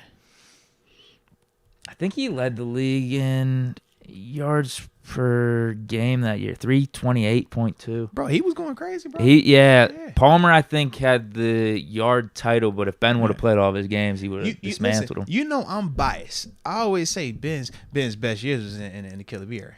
You know, I always feel like I brought the good luck. I tell you what, bro, 14, 15, 16, 17, I love that time frame. Love it. Yeah. We just missed the confetti. It's tough. But I'm like, in terms of the way 7 was playing, bro, that was a different version, bro. When I looked at how AB, I'm like, bro, that was a different version. It was different. It was different times back then, man. That's tough to compare between the championship years. Yeah. The 3 Super Bowls and because the winning the rings years were crazy for 7, but I think that 7 was a way better player during that time frame, though. Like, in terms of just, like, it being him, not, well, they got the running game. Oh, they got the greatest defense of all time. Like, it wasn't that conversation anymore. It was, no, he clearly has shown that he can be the guy. Yeah. Is the next Super Chat Hate Squad? Oh, yeah. He Barley. changed his This is our Barley. He literally changed his name to Hate Squad RB2. When I looked, I was like, I could have sworn earlier it said R. Barley. I was like, who is this person, man? He says, Warren will have the biggest jump. We're going to need to run the ball 40 times a game. Oh, come on, dude. 40 times a game? That's low-key a subtle shot. I don't know if you peeped that one. That was definitely a shot. You know that was definitely a shot. You know what that he's was doing. definitely one. He says, and then he should see 8 to 10 of the 20 checkdowns in the passing game. Pickens needs to actually have a QB to shine. Hashtag 1.8 average air yards per completion. He unloading the Drake on your boy, man. Don't let him do that to you. Don't let him do that. It's just all fake news. That's it's what just, I'm talking about. Yeah, man. Like, if there was some truth in it, I don't know what I would do. But it's just all fake news. We didn't run the ball 40 times this year. Yeah. 20 check down. Come on, man. I don't know. This is just... He's drinking the haterade. That's what I see from there. I wouldn't mind him just saying, like, hey, I do think Warren's going to make a big jump. Him and Najee, good combo. He catching all the check downs. We got to run the rock. Yo. I disagree. Yeah, I do think Warren as well will improve. He obviously had a really good, when you talk about just his scenario, you could call it a great rookie season. Got undrafted, and he wasn't even the, prom king of the undrafted class. Because, every year we got one of them dudes like, yo, we got this guy. He's the greatest undrafted free agent, man. This is going to be a steal right here. We ain't even look at him like that. But you think about the role that he carved out, running the ball along with him in the passing game. Yeah, I definitely think that that's only going to continue to evolve because now he's going to have a full offseason. He's going to get a chance to have it slow down for him. He's going to get a chance to feel more confident and more comfortable in what he's being asked to do as well. So, yeah, man, I do think he's going to have a big leap, but not because he's going to be getting fed all that stuff because Kenny can't do nothing deep. We ain't saying that. Yeah. Justin Gordon has joined the upper room. Man, shout out to Justin Gordon and welcome to the upper room. Yes, indeed. Yes, indeed. Here's what I'll say, though, too, to his whole check down comment. I don't care if Kenny checks down 50 times a game. Are we winning? Are we moving the ball? Brady checked down. Yeah, to Shane Vereen and Deion Lewis and all those running backs all the time. Nothing wrong with that, man. Edelman, yeah, he was dumping them 2-3 yards. What would happen? No one could tackle those guys. I don't care. As long as we're moving the ball, scoring points, and winning games. That's what it's all about. But you cannot allow the pride to seep in. And for the people that care about hey, man, can he throw 50 touchdowns? That's the pride thing. You want you beat your chest. Oh, my God, threw 50 touchdowns. That's cool. But are you winning? What does that do for your offense? What does that do for your defense as well, man? It's a lot that goes into that thing, man. But, yeah, Kenny's going to be fine. Kenny's going to be good. That's really the quarterback's first job. Yeah. The stats and stuff, cool, it comes with it, but it's about winning games. Staying clear. Q by default. I think he's saying Q should get that book by default for all the memberships. Oh, I was so confused. I was like, huh? Nah, salute Q, man. Absolutely salute Q. Milan Patel has joined the upper room. Milan Patel, welcome to the upper room. Yes, indeed. Yes, indeed. Q we appreciate you. Also says a Liao 7-sack season is incoming. No, realistically, I can see that. Based on how he was already, when you talk about his college tape, it wasn't a question of could he rush the passer. It was more so would he be big enough to hold up against the run. The way that we utilized him last year in terms of pass rush, I feel like we didn't even give him a ton of opportunities because we had Larry Ogunjobi, because we had Cam Hayward. Every once in a while you would see him, and then obviously he got hurt, so he missed a good amount of time as well. But him rushing against guards in the NFL level, he's going to be fine. He's going to create some mismatches. I don't know if it's necessarily going to happen, his uptick in sacks being in obvious pass situations, though. I think for him, I could see it early on being out of base defense when teams try to go play action pass because he's going to get off that ball. That's what he does. And I think that his penetration that he just gets by his fast get off, when you try to run play action against that with interior offensive linemen, it can definitely be challenging. You look at Aaron Donald, he kills play action pass because of that type of stuff. I think that DeMarvin could have some of that in terms of when you're watching him getting pressure early on. I think it'd be that way because when you talk about just the obvious passing situations, teams are going to scheme up certain things. They'll slide protection, they'll chip, they'll have different ways to, if he's cooking on that level, they'll have different ways to kind of like irritate him, so to speak. But I feel like in base defense, though, man, he's definitely has some chance to really like cook in that thing, man. Big Noriega says Kenny sucks and says we draft in Caleb next year, Deke. All right, for a hypothetical standpoint, if Kenny were to somehow suck, would we really take a quarterback 2 years later from just taking him in the first round? That's my other part. Like, I've seen it happen, but I've never seen it happen where it's like a legitimate organization that has like success like that. Yeah, I got two things. Yeah. I just don't see him being bad next year. But the other one too is, I think they're gonna give Pickett a ton of chances here. Yeah. The guy from Pittsburgh. I don't. I think they would give him another season. And this would be his first like full season. Like, when he comes into this thing as the guy, as the starter. Yeah, not saying that he can't play bad, because trust me, man, anybody can fall off a cliff. Anybody can, lose it, whether it be by design or some of it just happens randomly, injuries, whatever. But I don't see him being able to play to that level where we're talking about drafting another quarterback, and you're talking Caleb Williams, who's going to be in the top 5 picks potentially. Yeah, I don't see them turning around and based off Tomlin's history. We're not going to be drafting higher than 17 or 16. We're going to be at least 9-8. Yeah, I was gonna say I do not see that, man. No matter what, we're going to be 9-8. We're going to win enough, at least. We're going to win.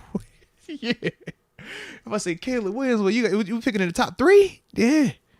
Fish momentum. Moats and Deke, how are you? Happy hump day. Man, let's go happy hump day. I am well because I'm alive. That's the basis for me every day, man. As long as I wake up, man, it's a great day. I don't care about any of the other stuff that might be happening around me. If I'm alive, I'm good. Yeah. I don't think Big Noriega believes what he's saying. I'll be honest. I think he more so likes to pick with you because he knows. He knows your stance. I mean, he's Kenny. saying I'll take Zach Wilson over Kenny Pickett. He just said that right now. Like, but you were a Zach Wilson guy. There was a time where you were a Zach Wilson guy in the past 12 months. Yeah. He was doing good things in the offseason. I thought it would translate to the field, but it didn't. Good things in the offseason. Oh, God. He had a hot take. His take was hot, bro. Yeah. His take was hot, bro. Yeah. Just didn't work out for him. We saw more of rookie Zach Wilson. Man, when the defense shows actually up, worse. I think he went worse. Backwards. I definitely agree. I thought he regressed, and that's another point. When we say there's no guarantee that Kenny is going to improve. We think the probability of it is really high, but at the same time, Zach Wilson's a prime example. Remember, Zach, he became a rock star because of him hanging out with his mother's friends, and then from there he dropped the mixtape off of that. When he went out to, was it in Denver? He was doing it with the throwing to the receivers. Oh man, I was trending on social media. What happened? And he was on an all-time high. We loved it. But then we saw when it was actually time to, play football, it never kept progressing. It never kept evolving. And then it eventually got passed by. And now you see them in the scenario that they're in. So for Kenny, let's hope that he keeps his head on the right, in the right direction or put in the right place. Difference for him though versus Zach. He got a fiance. Zach is out here in these streets. Very different. Zach doing it for the city boys. You know what I'm saying? Kenny, he's training for Team Married Life. I'm one of the spokesmen for Team Married Life. I love Team Married Life, Deke. I love it. So he's already in the wings, So I'm like, all right, I feel more confident in his vein. Whereas with Zach, it was like, Zach he ain't on this vibe. We ain't on the same wavelength here. So that's another reason why we should feel good about Kenny. Well, that's it for the Super Chats up to this point. All right, let's get it. Okay. Well, then the next topic that we did have, if I remember correctly, I don't remember what it was. I got it. There we go. Free agent inside linebacker topics. Boy, there we go. Yeah, it's official. You said I unplugged everything, man. You're done. I done gave up on it, bro. I said, bro, if he called, now he called. But, man, I ain't about to sit here with this cord on me right now, man. Wait, so hold on. What treatment are we giving TG? Because he's such a regular. No, TG different. So what are you doing? Are you just passing on him? No. We did not say that. But what I am saying is, because the rules behind the scenes. If we ever set up for an interview, if you don't show up, you typically gonna get another invite. Because weren't we saying for Pickens he could call at any time, we'd accept? Because there's certain players like, if it's a certain player where you can call an hour late, as long as we live, we will extend. But for other players, like, hey man, hey, you gotta chill, Like we if Pickens would have called us at 6:15, we would have pushed back the end time from 6:30. Sure. That's what we say. Not everybody is gonna get that type of some people's like, hey man, but we're gonna wrap. That's what I'm asking. What are we doing with TG? We'll let his availability be our guide. There you go. I'm hit you with the Tomlin. I like that. We're gonna let his availability be our guide. Yeah. Okay, but wifey cooking dinner tonight, so Sure. I can't be. When she going out to get the food is different. If I'm cooking is different. But wifey cooking. She don't want her food to be cold when I go up there and taste it. That's all I'm saying. Well, I was going to say, too, I got a big franchise game tonight against the 49ers. And now I got a double text. Is he calling? What'd he say? What? He said ready. Did you call? That's a classic move right there. I can't stand Classic move. I can't, and I know, and he knows why he said, did you call? So why you double text if you didn't think I called? We'll find out. Let's find out. Y'all ready? Let's find out. We got TG finally in the saddle. Oh yeah, oh yeah. We got bone pick day. Oh yeah, oh yeah. We also have real quick before we get this call in. Official Momentum says, hey, Moats, check your email, big dog. Will do, baby. Yes, sir. Alrighty. Let's call him up. See what he got going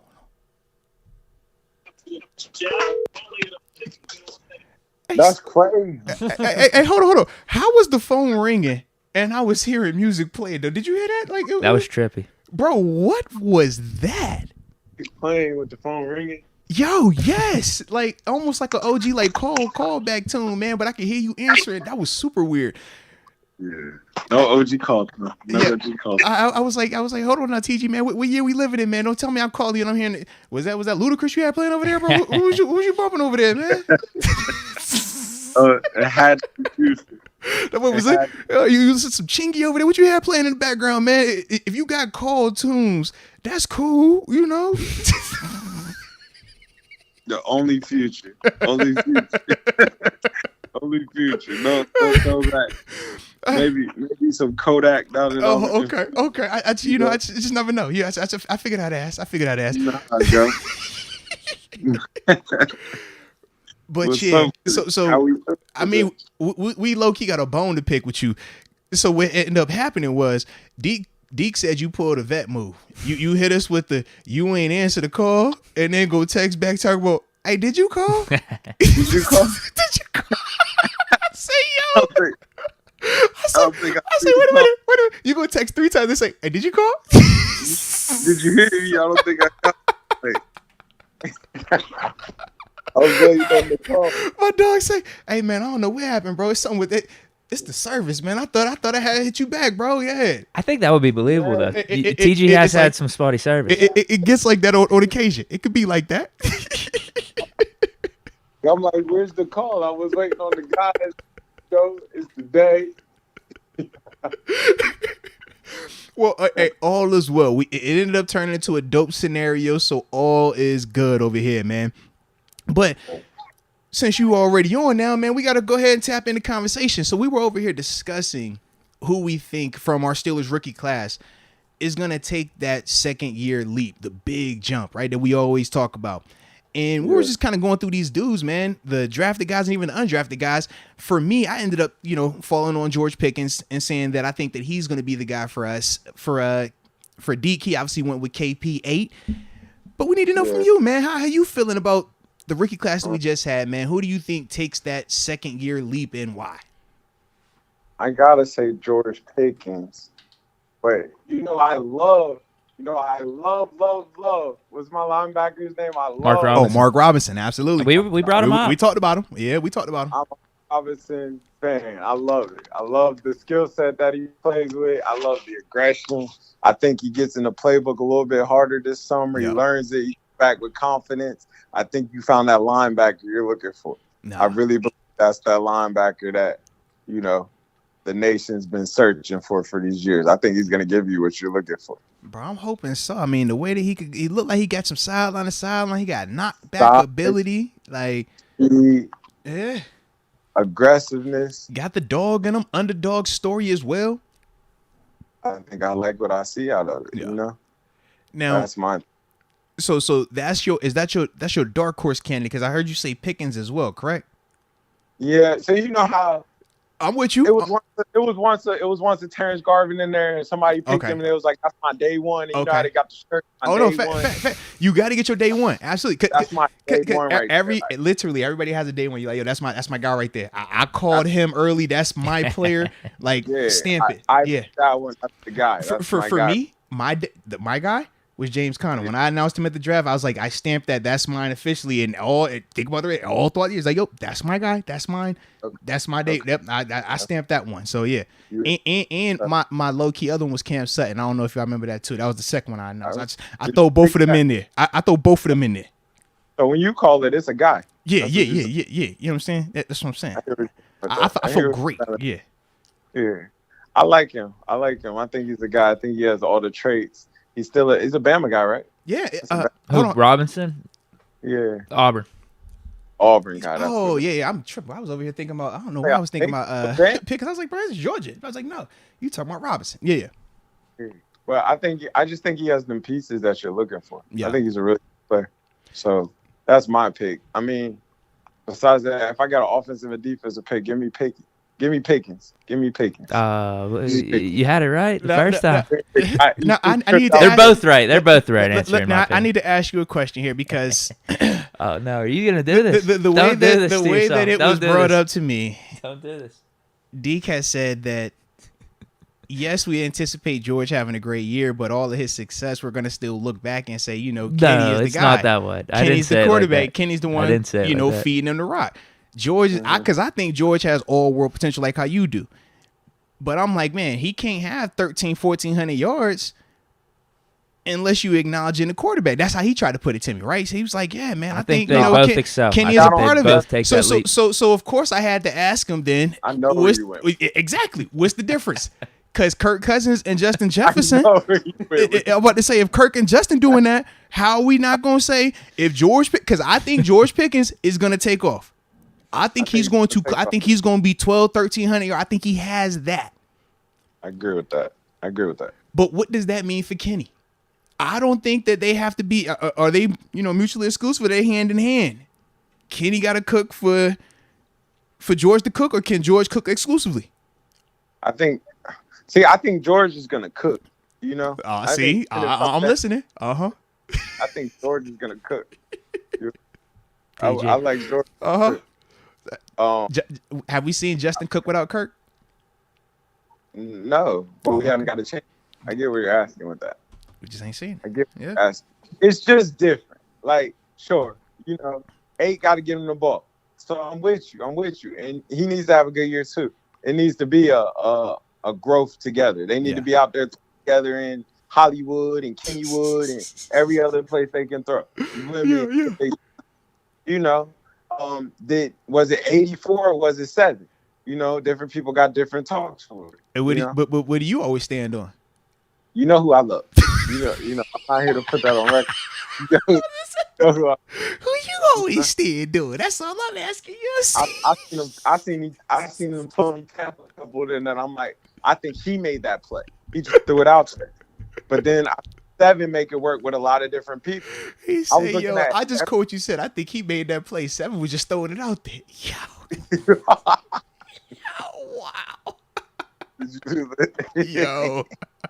But 7 is a hero, Oh, yo. 7 make it work with different people. Yeah. I was just looking at the Super Bowl throwback. If you're a true football guy, the NFL Network, this is the time where they show all our former Super Bowls and whatnot.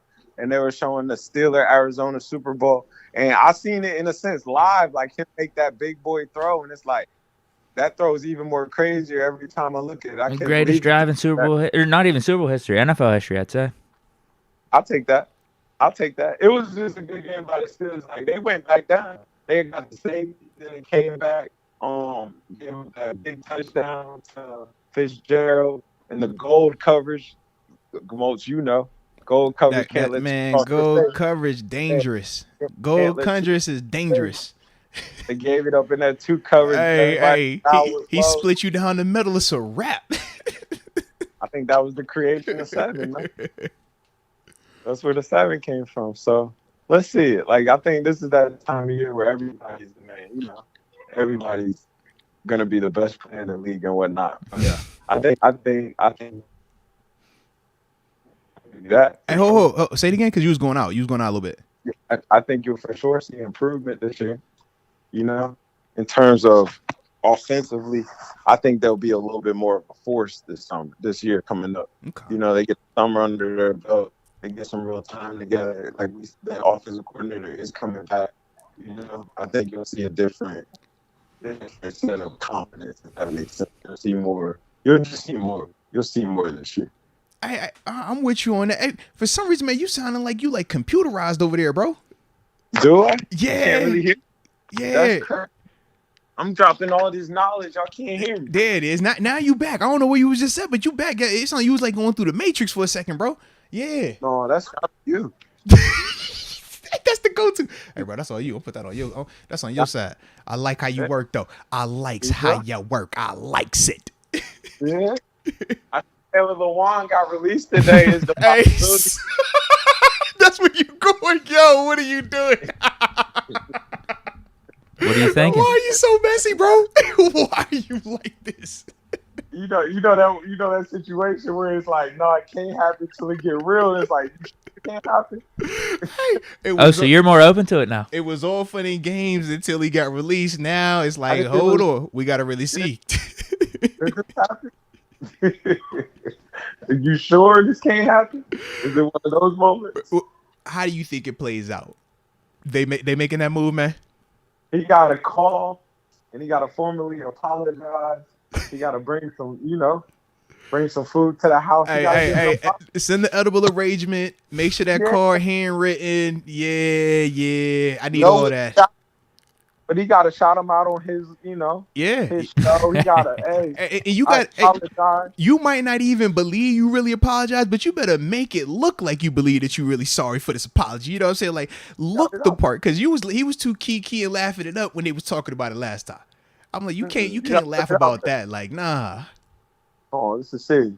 I apologize for what I did to you. I shouldn't have did that. I was wrong. I made a mistake. Like, I need to hear those words. So verbatim. Wait, does he do this before or after getting signed? Oh, it would have to be before. It would have to be before, right? It would definitely be before. Can't be after. Because once he already, are the Steelers even talking to him though if they don't get TJ's approval? No, I don't see them because it's TJ. TJ's $100 million man. Deport. Okay, and I took a pay cut to come back for y'all. Y'all, like, come on. Okay. So if he goes through all this, the Steelers are his team then, though. It's doing the whole apology and everything, right? Like, because you're not going this whole extra mile. No, you're only doing it if you really want to be here. If you're Taylor Lewan, you have to want to be in Pittsburgh. That's the only reason why you're going to humble yourself and say, hey, TJ, I messed up, bro. I'm legitimately sorry. That would help the Steelers for negotiations then, right? It would. It would, because you would know, all right, he wants to be here. But if he doesn't do that, then yeah. Go ahead, TJ. I seen the thing. I seen the Eagles. I've been paying attention. They about to release the Grave Digger. Is he back to Pittsburgh? Hey, that's the one. That's the one I'm looking for. I'm shocked to see that they're letting him go. They're like, that's gone. I just don't know how he gonna feel about it though. Like coming back home. Yeah, like they chose 91 over him.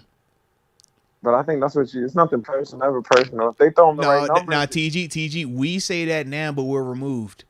When we were in it, you won't say anyone personal. When I was in it, I won't say anyone personal. You know that. They got to throw him a number telling them they love him. Okay. That could definitely work. Hey, the dollar will make you turn that. Man, there's people in that organization I started to love after that check hit. I'm just throwing it out there, TG. You know what I'm saying? Like, it changed. The number it changed. If they throwing the right number, man, I missed y'all. What number are you guys good with? I need to see the market. I need to see his market. He gonna flirt with They're talking about him being, a top 5 free agent. Yeah, he's gonna flirt with it. He is. He's for sure like a top 5 free agent. Yeah, he's coming off the but he's 30 though. That's the one thing that I think is gonna be a little bit of a knock on him. I think if he's when he first came out and he was 26, 27, I think it's a different convo. Him at 30. They still gonna pay him. Don't get it twisted, but you know how it is. They just gonna look at that. Not a sexy position, right? Too. They gonna look at that, and that's gonna hurt him a little bit. I think that position is in a position of age, if that makes sense. No, it definitely does, and especially when you watch Cam and how he's been aging the other guys around the league. You can age a lot better as an interior D lineman than per se a cornerback or running back. Right. Those type of positions. Yeah. I was gonna say it's not a super position of age that they still value that. Aaron Donald was obviously the best in the league, but he was like 31. 29, 30, like these dudes are still. Cause I'm trying to think. He was getting what? He was getting $7 a year. Trying to think how much was Hargrave getting a year? He was what, 7 a year? No, like 10 or 11 with the Eagles. Yeah. Yeah, he's getting a little Dang, I don't know why I thought it was less than that. Dang. Oh, they loved him. They told him Might they even been loved more. him. Might have been like 12 or 13. Whoa. It was 3 years, 30 something. That's all right. That's all right. But I don't think he looked. I mean, if we could get him for 10, that makes sense. That's what I'm because saying. you're talking about Ogunjobi around like 7 or 8, right? I would much rather have Wob over Larry if I'm choosing between those two. Wob just been more productive. And I've already seen him in this defense too, so I already know he could do it. Yeah, I'm definitely taking that over that. I don't think that's a conversation. Yeah. I think you know that. Is his number 10? That's the question. Is the number 10 though? Yeah, because we like it for It's 10. just all about his part with him. Yeah, Like, but he's literally going to hit the open market though. They voided that deal. Yeah. He's going to be unrestricted, so that means we don't just talk to him by ourselves. Yeah, he gonna have everybody gets a chance of that. That could run that number up. Yeah, somebody dies come off from everything they have. Yeah, that could definitely run that number up, bro. You know that. I mean, because obviously he's the fit. That makes the most sense to me, just because of familiarity, the position he plays, how dominant he's been at that, and it's homegrown. It's like, bro, we brought you in. We took that chance on you coming out of SC State, baby. We came out of South Carolina State. We took that chance on you. Yeah. We came down to Orangeburg to get you. Yeah, but before a prime put the HBCU back on the map and made it like more headlines, we came and found that. Yeah. So, oh my gosh, I can't believe that just happened. So to me, all right, I don't. I was just thinking about it, but to me, I don't know. I love to see. That'd be the one, bro. That would be nice. I think that would change the team. At the same time, then we start having conversations with that man. Like, how much longer are we gonna do this for? I know you feel Cam. You talk. Because if you paying Hargrave double digits. He's supposed to be in the alpha. That's what you're paying him for, to be that type of guy. But Cam's Cam. We know that.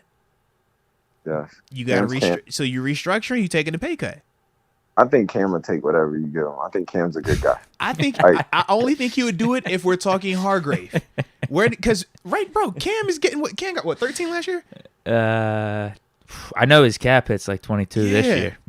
So it's gonna be a substantial one if we bring in a Hargrave. I think if it's Hargrave, because that was the young guy. Yeah, his average salary is 16. Yeah, for his new deal. But you know how it go, TG. Like when you feel like, yo, that's the young dude that came in while I was here, like kind of helped him out, showing the ropes. I think Cam in that scenario takes him less.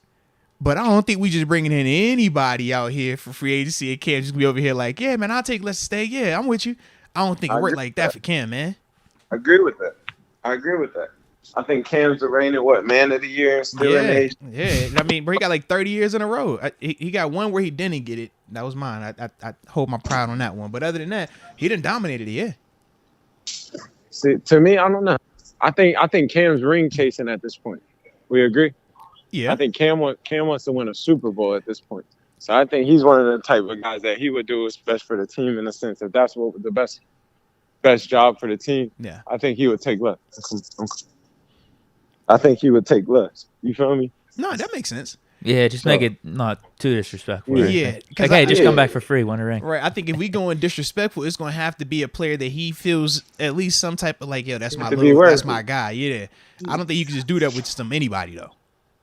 So, but I think he would do it with him. I think that's the anybody. That's the one. Yeah. Like that's the one. Yes. So, I think that'd be good for the team. Something's going to shake up. This is the off season of it's going to be a lot of things shake up in terms of this quarterbacks all around the network. Yeah. Everything's going to be a chain effect. No, without a doubt. Without a doubt. Yeah. So I think this is a major summer for the Steelers.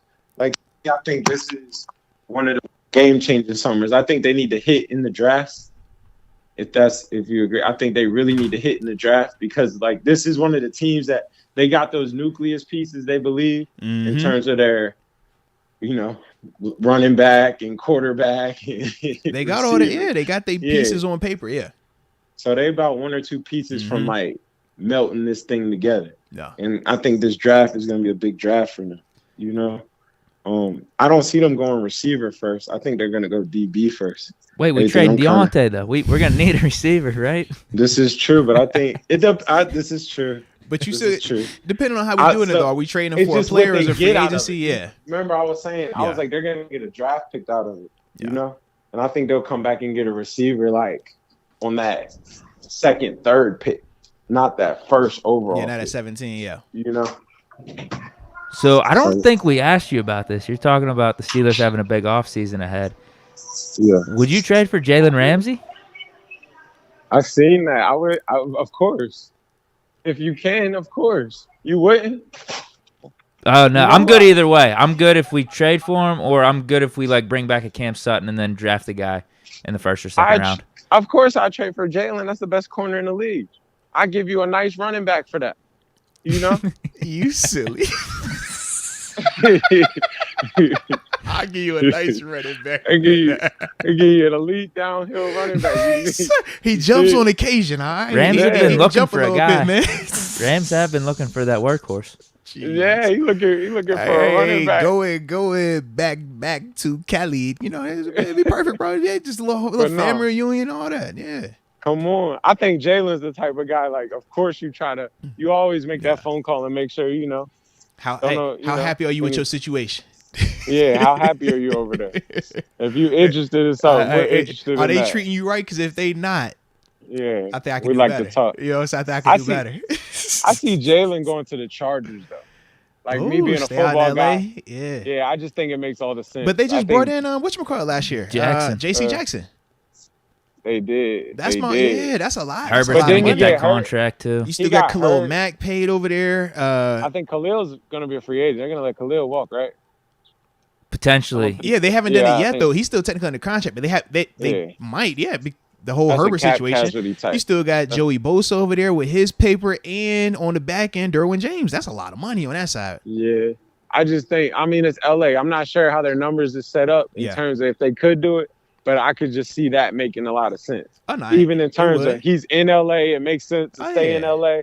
Derwin and him is like best friends. And low key right now, the Chargers got the better team.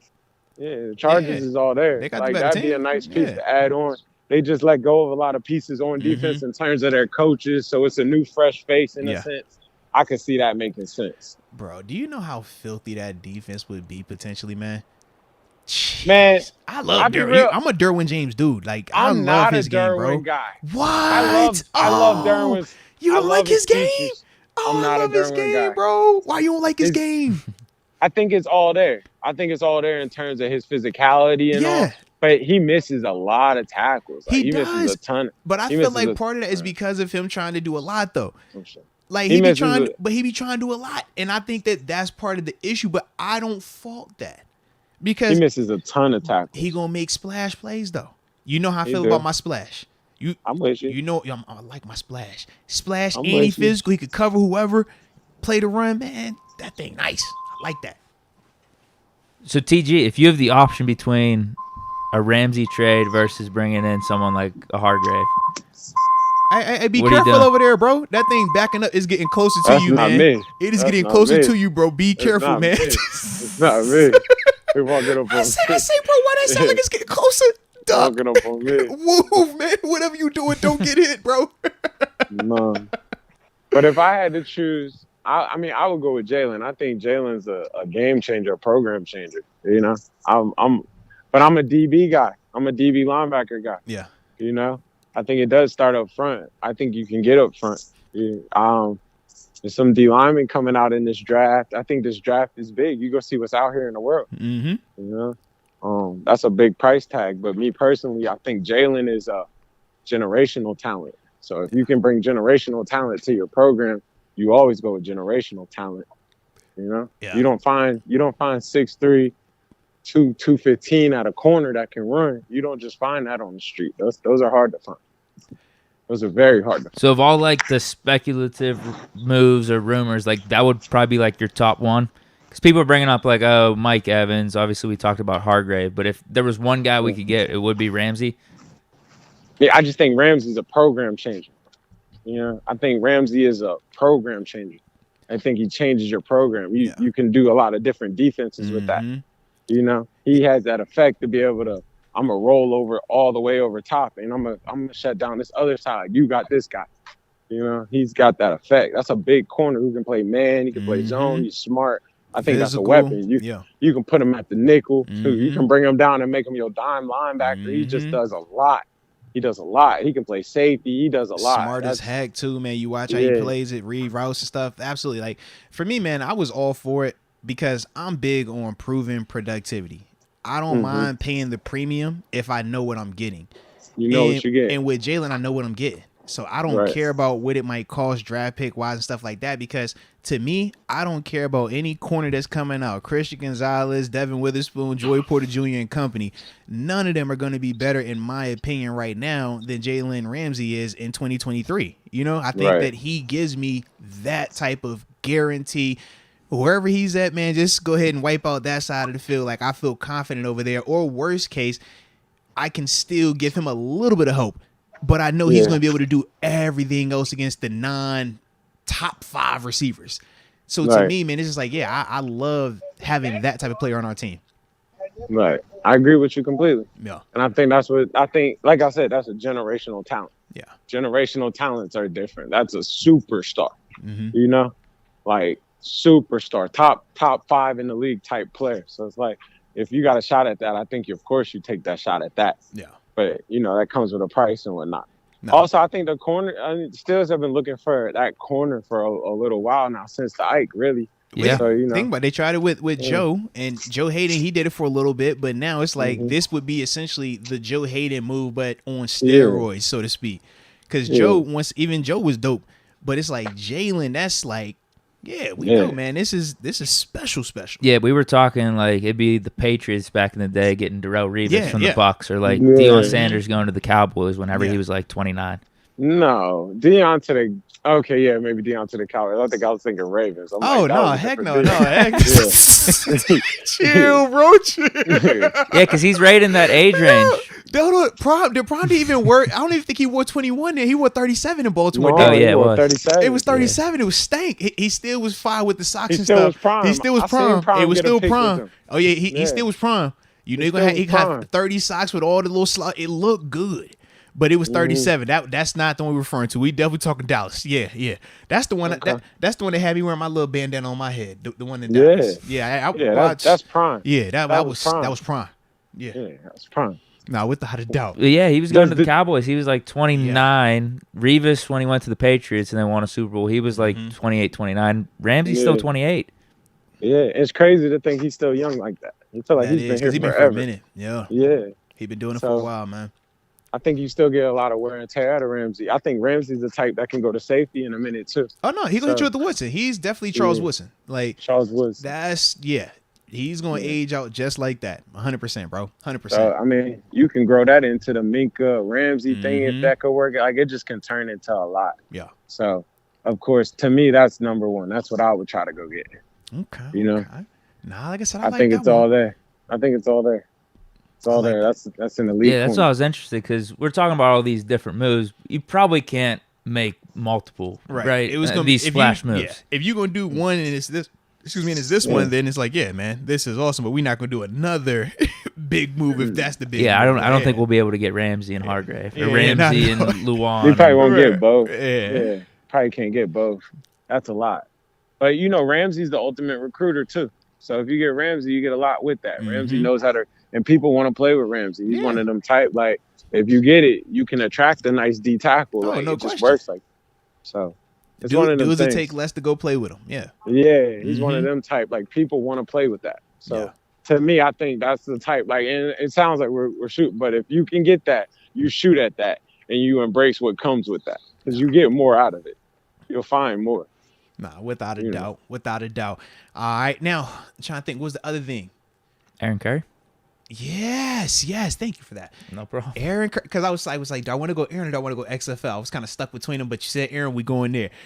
Aaron Curry obviously hired Steelers' new linebackers coach. I've seen that. How you feeling, man? Especially you being a part of this coaching cloth now as well, man. Yeah. Know what he's doing? That's a good hire. I think Coach Tomlin is one of those guys, like, he knows the type of guy he wants in the sense of in his building. You know, Denzel Martin, Shout out to people like Denzel. those. Absolutely. Yeah, shout out. Yeah. These are smart guys, but these are still. It's hard to put. These are still dogs. Yeah, you know, these are guys they coach like, with the edge. They walk around with the edge. They don't walk around as if they're just coaches or just guys that are in the building. Yes, guys. Yeah. You get opinion out of that. Yes. I think you get value. So to me, I think Aaron Curry's a smart guy. He's a guy that, you know, he knows what he's doing. He's been around, proven per se. So I like it. I think it's a good hire. I trust Coach Tomlin. I think Coach Tomlin is one of these guys, like, if he brings you in, he knows what he's doing. Yeah. So, you know, excited to see it. Without a doubt. He'll get new linebackers next year. New linebackers coming in there. No, we agree. We just trying to figure out what round though. That's we all taking bets, man. I'm taking 4th round SEC linebacker. All right. You going 4th round? 4th round. I'm gonna see what free agency. I'm gonna see what this free agency hit for first. I might do a 3rd round if I ain't got nothing hitting in that 4th though, because we're gonna see what this free agency look like. If we don't spend no money in free agency inside linebacker, they gonna pull that trigger a little early. They gonna pull it early. I think they pull it early. I think we sit in that 3rd round. Yeah, I think they pull it 3rd round. If we don't spend nothing in free agency, I think they pull something in 3rd round. But what linebackers are really coming free in free agency this year? Like, what? We're about to go over. I'm about to say we ain't done it yet. Now we ain't done it yet. We're gonna get to that. But dudes that are available right now, you got Deion Jones, Levante David, Anthony Walker. That's Deion Jones just signed with the Browns, didn't he? Yeah, but they ended up voiding his deal, so he's becoming unrestricted now. Yeah, Tremaine Edmonds up in Buffalo, he's also going to be unrestricted. Keep an eye on that. That's the one that we've kind of already been looking at. You know, blood. You got the family ties. You know what it is, bro. From Virginia, you know how Coach T feel about that. Man, he gonna say, I got all y'all in the building. I done had Trey, I done had Terrell, and now I got Tremaine. Yeah, he wears it with a badge of honor. He gonna be like, can your dad come and coach on the staff next? That's gonna be where you go after that. You know how he roll, man. Yeah. So it's like you got some pieces. Denzel Perryman, he's another guy that's supposed to be unrestricted. Corey Littleton, Kyle Van Noy. These are all dudes that, like I said, will be available unrestricted come free agency time, man. Shout out Corey Littleton. Corey Littleton sat behind Aaron Donald in that 3-tech, got him 100-something tackles. Hey, bro, it's easy. I tell you the truth. When it got paid, when it got paid by the Raiders, it didn't quite work out, and now he's back to the market. Shout him out. Why you gotta do that? Why you gotta do that, bro? Don't call him out like that. You called him out. You called him out. Don't call him out like that. But you are for a fact right, bro. I know you sit behind that, bro. You gonna get paid. Just sit behind it. You will get paid, bro. That was during my film study moments. I used to be like, man, he got the sweet spot. He is sitting there. He is untouched. It's tackling practice, bro. Yeah, it is tackling practice, bro. Just go make the bat. Just go hit it. Because they're not coming off this double team right here. I'll tell you that. And if they come off that double team, you ain't got to worry. It's a tackle for loss. You ain't got to worry. It might be a triple team, bro. They might pull the center over here, bro, too. They might bring it all over. You can read bad, step wrong, and you still going to be untouched to make this play. Right. You going to be all right. Yo, you hilarious, bro. You hilarious. Shout him out. He say, yo, shout out to Corey Little. Yes. He done played. I ain't mad at him. That's how you maximize your opportunity, though, man. He maximized the opportunity right there. But we do got some options, man. Some guys that are a little bit more higher price, some guys that are a little bit lower price. So with that, I mean, like I said, man, we can look there. So yeah, that could work. I think in terms of if we're ranking them, who's going to cost more to less, I think Tremaine Edmonds, highest price, Deion Jones, second highest price, then Levante David.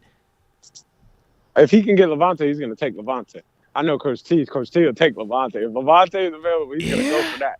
That's Sean Spence round 2. Oh yeah, you're right. That's definitely Spence. Yeah, that's definitely Spence. He loves Spence. He loved that. Yeah. I remember he used to like Denzel Perryman a lot back in the day. Because of S2. Yeah, it was all that connection, all them dudes. Yeah. He liked him a lot. I don't think Denzel Perryman is a Steeler line. I think that's a Devin Bush type. You know, I wouldn't want to see him in that same. That 3-4. I like him in the 4-3. He's way better in the 4-3 where he's covered up and he could just go. 4-3, right. Mm-hmm. That's him to me. So for business decisions, I don't think that's him. I can see Tremaine. I can see that. Yeah. Edmonds with Tremaine. Yeah, I can see that. It'll be interesting though. I can see him just lifting up from within. I think my guy's the guy. Okay. I think my guy's the guy. He brings something in to get behind that. Okay. Right, you're talking with the 3rd or 4th round pick or something. I was say. Yeah. Now, and I left off some other names. Let me include these guys. So you got Quan Alexander. He's supposed to be unrestricted as well coming up. Quan, yeah. That's a dog. Okay, all right. That's a dog. It's not healthy. It's not long lasting, though. I love Quan. That's the problem with it. That's the problem with it. But when it's healthy, it's nice, though. When it's healthy, it's nice. Healthy, as a linebacker guy, I used to always watch their Quan. Core, bro, think about when it was Quan, Levante, and then when they brought in the young boy Devin White, bro, was filthy. And they had a Shaq Barrett in there on the left with a JPP on the right. Come on, man. On the other side. Come on, bro. In the middle. Come on, bro. That thing was stupid over there. Yes. I'm with you. Yes. But I love Quan's game. I think Quan plays almost too hard for his body type. It sounds crazy, but he plays so hard that he kills himself. You know? Like, he plays so hard, and he's hitting. He drilled somebody this year. He's hitting. He's same foot, same shoulder. Yeah. Total type. You going to, yeah. It just don't last long. Like, that's the only thing. Like, you don't, it's hard to invest money into that. Yeah. He's the type of guy you bring in week 3, week 4, because yours isn't working, and let's see what we can get out of it, you know? But I think he's a really, really good player. I'm a fan of him. So what are your thoughts on, I forgot, this Gerard Davis also? Or, let's say his name? The cat that's in Detroit. Gerard Davis. Yeah. Was it number 40 over there? What was his? Come on, man. Yeah. He came out of Florida. He's the human headbutt. That's a Vince Williams type. Hey, bro, call it a That's human a Vince Williams. Bro. Come on, juggernaut. I was never a big fan of his. I think Detroit didn't end up picking up his option, if I remember right. He's a good linebacker. He's a little bit dated. So it's like I love to see dudes like that work. But he's a true A gap. Come see me in this A gap. If you got a fullback, I'm gonna put him down. Yeah. He's a put you down guy. I don't know if that's what the Steelers are super duper looking for, in a sense of, I think they're looking for a guy who can flow and cover a little bit. You're always looking for that. Shazier spoiled him. Shazier gave you a taste of was what different. Yeah. That was different though. You don't just find that. But he's been looking for that since. He brought in a Mark Barron. He brought in. He done had Mark Barron. Was you know? Yeah, the Barron. A Mark Barron, a Bush. Bostic up here. Bostic available. He available. He's 31. Bostic gonna be back. Bostic's gonna be back. I can see Bostic going back to Washington. Bostic's my cousin. You know, shout out Bostic. That's family. But are you from? Bostic, yeah, that's my cousin. But Bostic, let's go. Okay. Bostic he said he going back. Yeah, he won't he ain't going back. Bostic didn't like the cover. Bostic's not a cover guy. I think he's looking for a guy who can do a little bit of both. Miles Jack is more of the, I think he's the Mike. Yeah. I think he's the Mike. And I know he can play the Mo or the Mac, the Star, whatever you want to call it, but I think he's the Mike. He's going to be the setter. He's going to grow up and keep setting it this year. Yeah. I think he's looking for the Mac. Unless somebody my guy moves and play up, with them dudes over there. Yeah. Somebody that can swim in the water. He's looking for Wakanda. He's looking for somebody who can live in the water and be on the earth. There it is. That's what he's looking for. There it is. That's what he's looking for. He wants somebody who can do a little bit of both. I can see Edmonds being somebody to keep your eye on. He can move. He can run. He's got good size. I remember he liked him, and he's not that old either. He still should be about he off the rookie 24, deal. 25. Yeah, that's fresh off the rookie deal. Yeah, so he came in the league at 19. You know, I would love that move. I'm all for that move, man. I think it makes sense. Like you talk about, dude could run, could cover, could hit, play zone, could play man, physical as heck, looks the part, healthy. Looks the part. Yeah, gives me splash, give me fundamentals. Like, yeah. I don't know if they took care of Big Bro enough to bring that in, though. That's the problem, because if I don't see the scenario working out where you let Big Bro leave and I'm Little Bro saying, okay, I'm going to come over here and take the money. No, man. Like, that's going to make Thanksgiving real awkward. That's going to make Christmas real uncomfortable. We in the group text. Like, it's going to be weird. Yeah. So that's the only thing. I don't know if that one's going to happen. Yeah. But I could see that one. Keep an eye on that one. Okay. Keep an eye on that one. Okay. That one and Levante are my 2 picks right now if something shakes. For sure. I forgot the whole Spence connection too. Levante definitely, that moves him up a little bit on the hierarchy sheet. Absolutely. Absolutely. Coach T he love that. When he get that type of thing, love a smart linebacker. He love that, bro. Interesting. He love that. Could you get him on a 1 year? Something cheapish?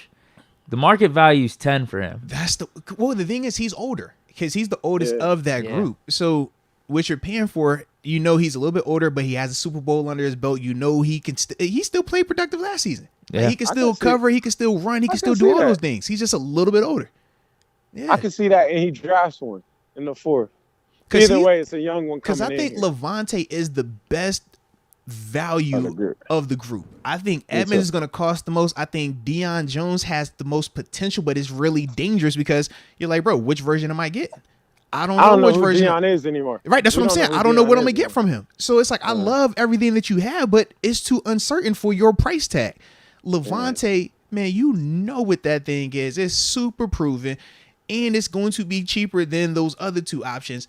Yeah, he does make a lot of sense, man.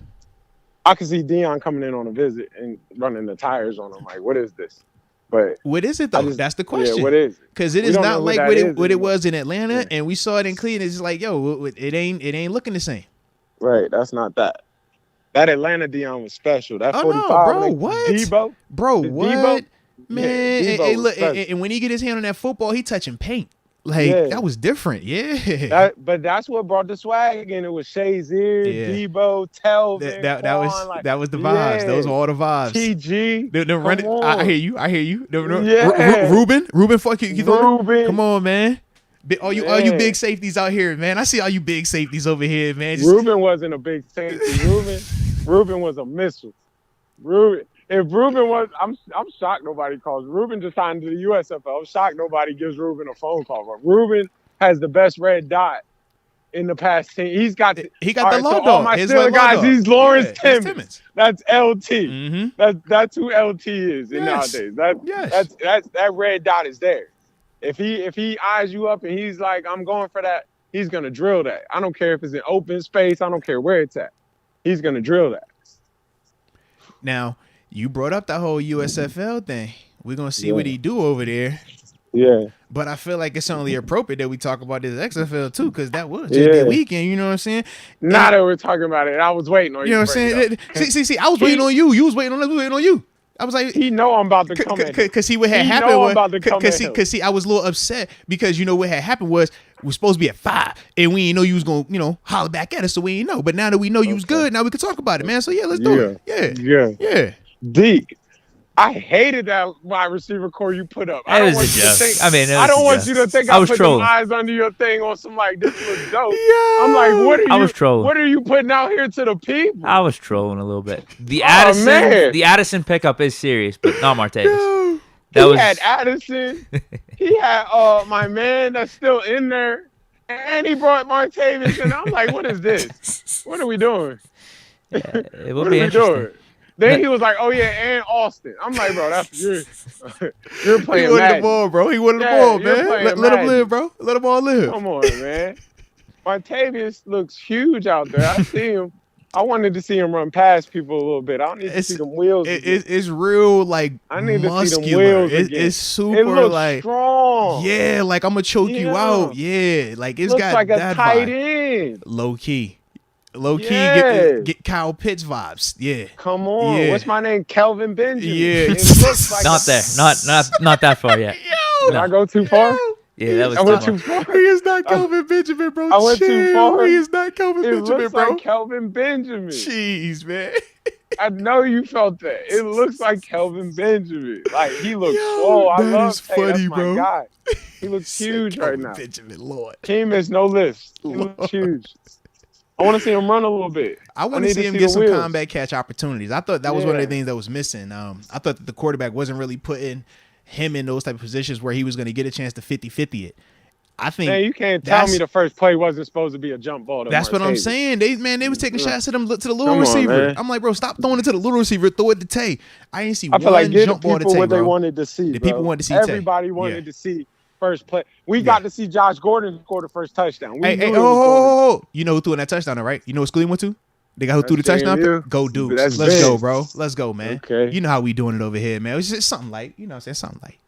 The Seahawks a Seattle team are sneaky my XFL favorite. They got a lot of. That's because you love Seattle, bro. You've always. I don't care.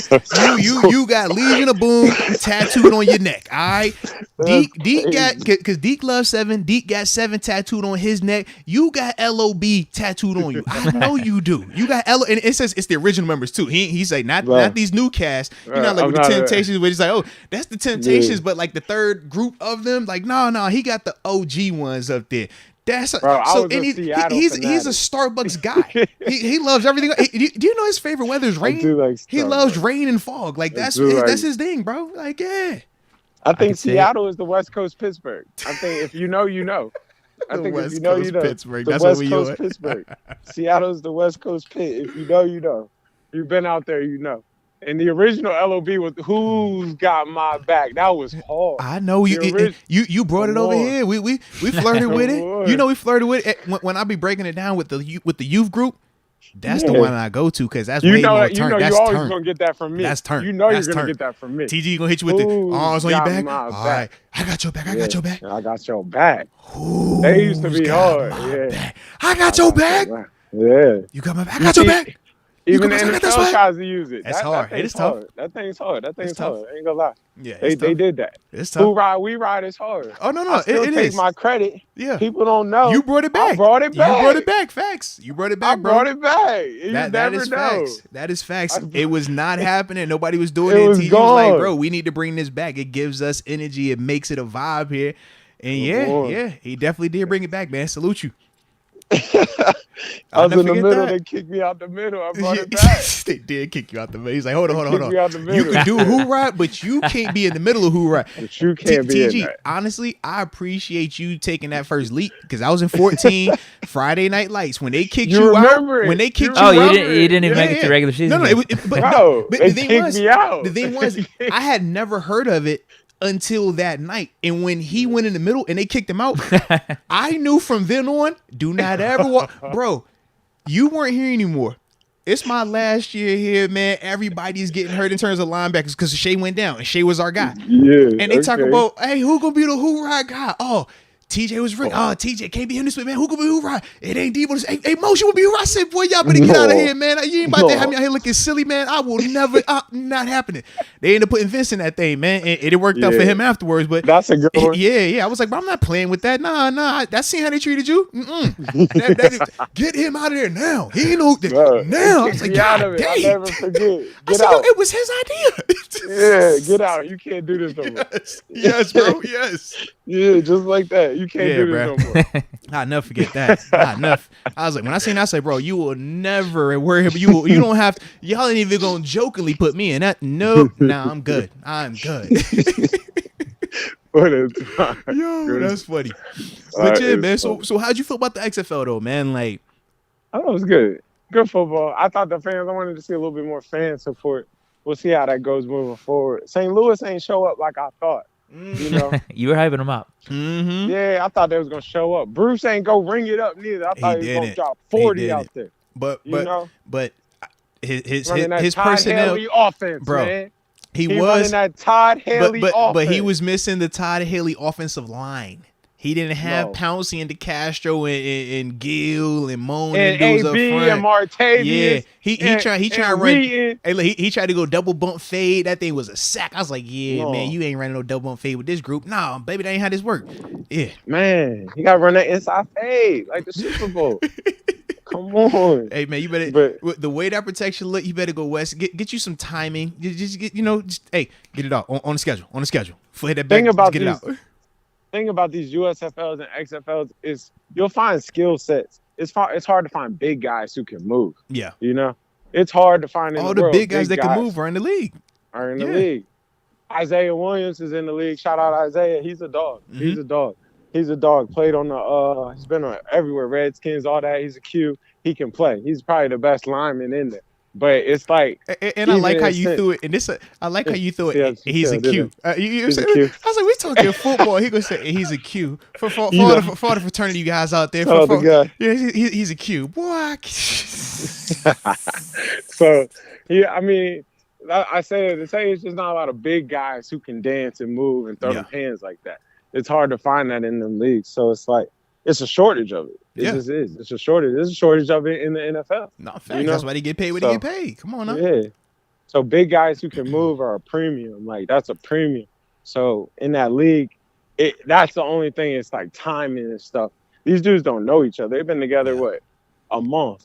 I seen all big deal about them benching Paxton Lynch. Paxton Lynch got in that league like 2 weeks ago. He don't even know the playbook. He don't know who to throw to. You know? Yeah. People don't get on Madden and just pick a random playbook and think it's gonna work. You gotta like see it a little bit. You gotta know what you're doing. You know who to look at, what to look for. That's tough. I think that's what makes these leagues tough. So it's like as the league go on, give it out another 2 to 3 weeks because they still got 9-10 weeks left in the season.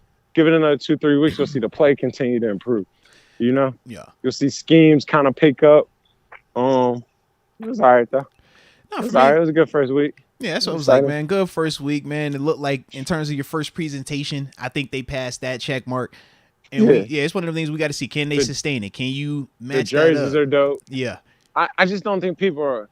I just hate to say it, but just people don't know people. Yeah. You know, and unless you're a true football guy, like I love football, I can just watch football. Same. But if you're not a football guy and you kind of don't know people, you're just out there watching football, it's different a little bit. It's different. You're like, I don't know this person. Like, they throwing a hitch to who, you know? Now, something that Deke and we had talked about on Monday, the potential of if they were linked with NFL organizations and certain practice squad players or dudes at the end of a roster had to go play a game or two down there with the XFL or with even a USFL. We thought that could give it potentially more legs to it because now that thing that you were just referring to in terms of guys not being familiar with the common viewer, you don't run into that as much when you feel like, hey, man, my team has a vested interest in this. My NFL team has a player that's going on this thing right here. Like, I agree with that. I was like, could that potentially work though? But I think it's the same thing. I think you're getting that right now. Martavius. Yeah. My team. I was on this team. I think if you're a true fan of it, you know them guys. Yeah. You know? It's just true football. This is real football. This is true football. I feel you. I feel you. I think in college you don't always know the names, but you know who the team is. Yeah. You know, USC, we got this receiver, we love him. It don't matter what his name is, we're gonna figure him out and love him. You know? So I just think it's so new that they gotta get the morale. They need these cities to show up. These St. Louis's gotta show up. You know? Show why you need a team. San Antonio. You gotta show why you need a team. You gotta show up. I think DC was known for their they did this thing in terms of like they would all do this beer worm thing they did, and it got kind of hot for a minute. Like it's just stuff like that. That's like you gotta. You know, I think I see the pitch. I need to talk about. It's like a funnel, but it's all with the fans in the stands. And all the fans do it. But they were kind of getting on that. DC was getting on that. It was getting loud. It was getting popular. Yeah. They were kind of known low as the key. 12th man. But hold on, low key. I felt like I saw somebody from the XFL's fan base. I saw a picture of a beer like funnel worm type thing. It might have been them. Yeah. DC, that's the Renegades. Okay. I don't think they did it though. And it was a big deal that they was like, they gotta do it. I definitely saw something. I saw a picture of it though. Yeah, that's what they used to do, and it was a big deal, and people would come out for that. So they just got to get morale around the game, around the cities. You know, they got to pull up. It's kind of tough because they're not in the city all week. They're at Arlington, then they fly to the game for the city, so they can't do that fan get together. They can't do that meet and greet. They can't do these things to get the fans just behind it like they want to because they're not in the city during the week. And I think that's a big deal. People don't know these guys as hard. So just let the fans get behind it. Let support get behind it. I'm interested to see when Vegas has a game, how their fan base shows up. Because they might get people that's just pulling up because they're in Vegas. You know? Yeah, something to do. Yeah. So that could be all right. Shoot, I just looked at their schedule. They got a Thursday night game this week, bro. You go? And that's all right. You said, am I going to the Thursday night game? I'm not going to the game. I'm Who they play? I gotta pull it back up. Hold on. Oh wait, that's tomorrow. Yeah, I was about to say Thursday, bro. That definitely could be no Thursday game, man.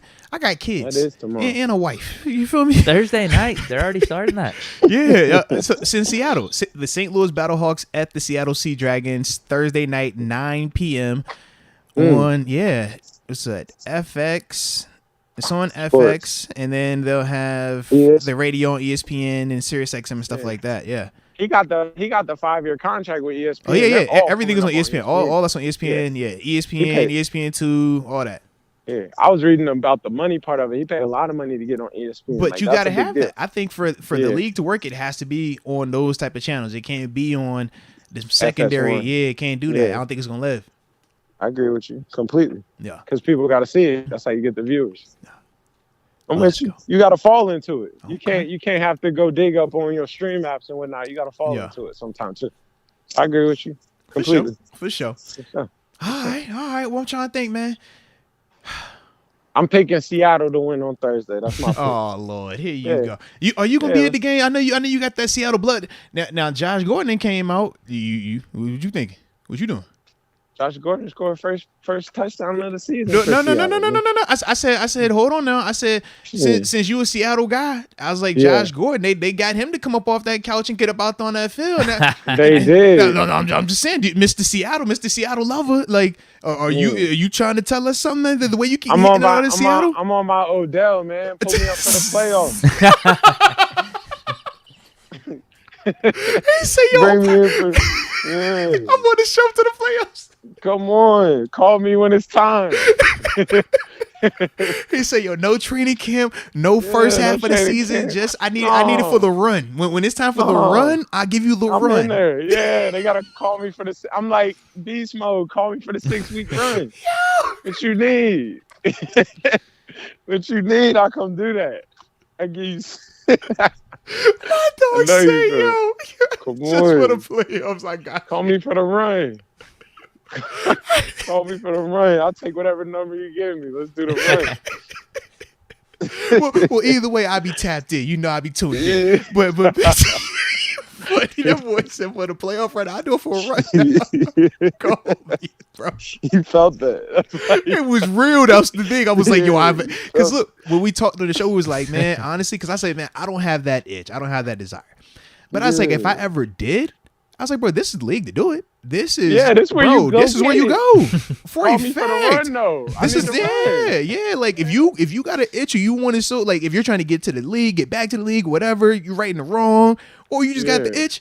There's the league. This is for a fact. Like this is the USFL. Let me see if I still do got it. Am I still him or am I old now? You know what I mean? Like, but don't get it twisted. I know some OGs that not Raheem Moore got cut from this. Raheem, and Raheem, he been around for Raheem, bro. Super Bowl, yeah, bro. Denver, man, come on, man, nah.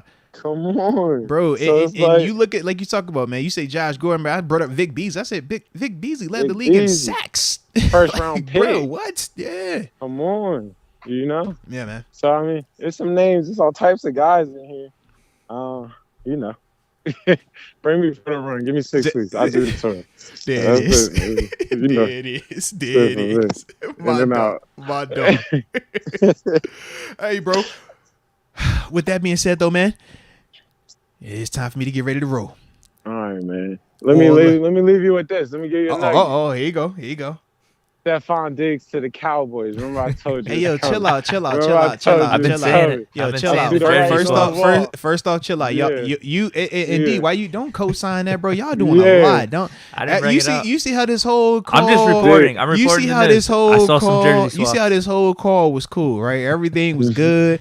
It was just like, oh yeah, all love, hi, key, and now you want to just mess the whole thing up by saying some outlandish stuff like that at the end of this call. Like that's crazy. That's crazy. They about to go get Saquon though. Saquon go hit the market. Man, look, they could get Saquon, and they already got A Diggs down there. But Stephon is staying in Buffalo. All right, man, chill out, man. Y'all doing way too much, man. Y'all doing way too much. You're doing way too much. Y'all doing way too much. Told you. Y'all doing way too much. Y'all doing way too much. You're doing way too much. First call. All right, you're doing way too much. You gotta chill. You gotta chill. You know what? Dallas, they'll get Deontay. How about that? They can get Deontay. They can get Deontay. Cause you want Deontay to be moved. Deontay to Dallas. Start that rumor. They got a first round pick? You start the rumor. Deke go do the jersey swap. I'll retweet it. How about that? We could go that route. But yeah, Diggs is in Buffalo. He gonna be there. All right. So yeah, we good. Diggs gonna force his way out. No, and he ain't forcing his way out to go to Dallas. He go from Josh to Dak. Man, stop it. Come on, He going with his brother. You know how it goes. Man, now he gonna tell his brother to come out to Buffalo. No, we can use him. Can't do. What's up? They got too many corners in there. They got a lot of corners up there. Buffalo bring corners like how Pittsburgh bring linebackers. You know how they, that's what they own. They're going to get a corner every year. Every year, first round, give me a corner. Like, God dang, bro, who you covering? Like, jeez, yeah. Nah. So, all right, no more outlandishness. All love. We'll do this again, baby. You already know what it is, man. My dog, man. My dog. All right, peace, bro. Oh, all right. All righty. Shout out to the homie TG, man. Even with the outlandish stuff at the end of the show, I can't believe my man said something like that, man. And you just gonna go along with it. I thought we was friends. Why would y'all why would y'all want to do that? Rumors too. No, you don't need to see him. No, just look away. The heck. 629. Where do we go from here? Funny thing, as we were talking with the free agency stuff, I'm like, do we kind of pseudo talk about it, or do we need to like talk about it, or do we? I think push we that? could talk about it tomorrow. That's what I was saying. I mean, we could just hit that. these super chats. Let's do that. Yeah, I would say we'll table the hard LB talk for tomorrow, and then say. Oh, and also for tomorrow too, man. Do want to react to some of you guys' mock drafts. So if y'all haven't sent them in, make sure y'all send them in. All right, but we already got some we're gonna pull up. We're gonna react to some of those tomorrow. Just throwing that out there, man. Some of your fan mock drafts. All right. First super chat. Let me know if I'm off pace here. Dondre Zell. I think that's right. I'll just read it. Yeah, but I say I'm trying to like find says, where I'm even at right now. Did y'all see Deke jump 20 feet in the air? Real or fake? I think it's fake. I low-key thought it was fake too, bro. I feel like it's super fake, bro. It just didn't look physically right. Yeah. The signs didn't add up. Like the first portion of the jump, effort yes, but wasn't then there. it was too casual for it to springy. And then I look at him dunk, the running dunk, and I'm like, for you to effortlessly jump that high, the way you running and jumping for this dunk, man, you should have cleared and looked way more springy than what you did. It looked kind of, it was still athletic, but it looked a little bulky going off of that dunk, man. It was a lot more stronger than per se graceful. Yeah, I wasn't buying it. Sean McCartney says people still on the tank the season mentality in the offseason. They pray for our downfall to get Kenny out. Even if you don't like a player, root for your team to succeed. Here we go, Steelers. Talk about it. He ain't wrong in saying that. I mean, think of the people that were wanting us to tank after like the first 6 or 7 weeks. Mm-hmm. All of a sudden, we started playing really good in the second half. Yep. They had to find something to point to, or I don't know. It just got weird. It got really weird because we started playing good, but then it wasn't enough. I can't remember what people wanted to start blaming, but yeah, the negativity continued. It just kind of shifted. It went a lot to Canada. Mm-hmm. The offense wasn't doing good enough. We needed to score more points. Kenny needs to do better in the red zone. What's the red zone? How many times we scoring touchdowns? Meanwhile, we were winning games. Yep. We were running the ball a lot, and we were having a lot of success with it. Doing everything that we were hollering about, but because it wasn't, enough negativity, that's where it went to after that. Yep. TJ's twat says we should get Case Keenum as a backup. Yo, y'all kill with these days, fam. Y'all kill with these days. But I'm not against Case Keenum, man. If he is the backup, man, obviously he's a good quarterback, man. A guy that has proven that he can execute as a backup.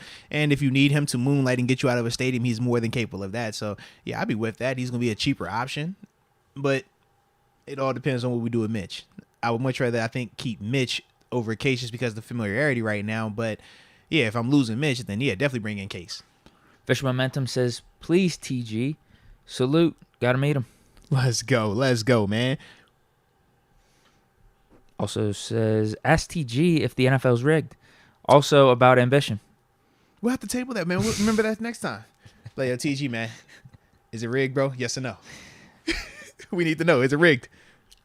Next one, Dylan Goodson. How would Yins feel if Robinson and Jack wind up a solid but not splashy duo, just holding it down so other areas can make some splash? I'm honestly fine with that. I think as long as we're getting consistent, productive play that we can depend on, you tackle. can dress up everything else. That's why when I talk on Robert Spillane, I'm so fond of him because I know what you're getting. It's the consistency element. I know, okay, we can't pair Spillane with another Spillane. You have to pair him with an athlete, or you have to pair him with something else that can do the things that he struggles with. But because you know that, you know what to bank on every single time. If it's Miles and Mark, if it's Miles and Spillane, if it's Spillane and Mark, as long as you guarantee or you feel that you have a high probability of getting the same thing over and over, yeah, you can make any of it work. You could build it out. Fish Momentum also says TG versus Deke Bayless. I'm I'm getting some Skip comparisons these days. Oh no. Damn. I mean, that's not necessarily bad though, is it? Skip been doing it for a while, man. Yeah. G-Man39 says Bobby Okereke. Yeah. And Sear White and David Long. Sear White, yeah. These are guys I guess he wants us to look at for Free inside agents. linebackers. Yep. Mm-hmm. We'll talk about it more tomorrow. Oh yeah. John Pell, O-line, D-line, nonstop. First 3 rounds. Trying to build it up in the trenches. That would be, Yeah. what would that be? 4 picks? 5 picks? Yeah. 2, was it 17, 32, 49, and then 50? Yeah, 4 picks. Yeah. Fish Momentum Moats, you got to get that email, big dog. Picks and mock. All right. I like it then. I like it. Yeah, man. Make sure y'all keep sending them in, man. Keep sending those mocks in. All right. Any of your mock drafts, send them on in. moatswinners@gmail.com. We're going to be tapping into a couple of the mocks tomorrow, and we're going to start doing that on our Thursdays. I don't know if I remember last year. Was it? Yeah, Thursdays was our mock day last year, wasn't it?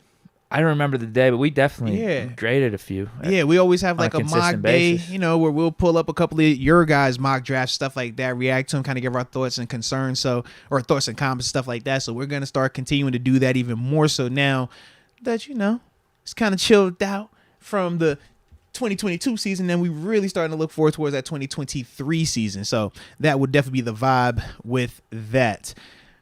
But with that being said, man, I think we're good to go. We did pretty good. 6:35. I think it was a vibe, bro. It's really good. And we would have been on time. He called late. Remember that? He hit us with you called me? Oh, I didn't even know. So that's not on us. That's on him.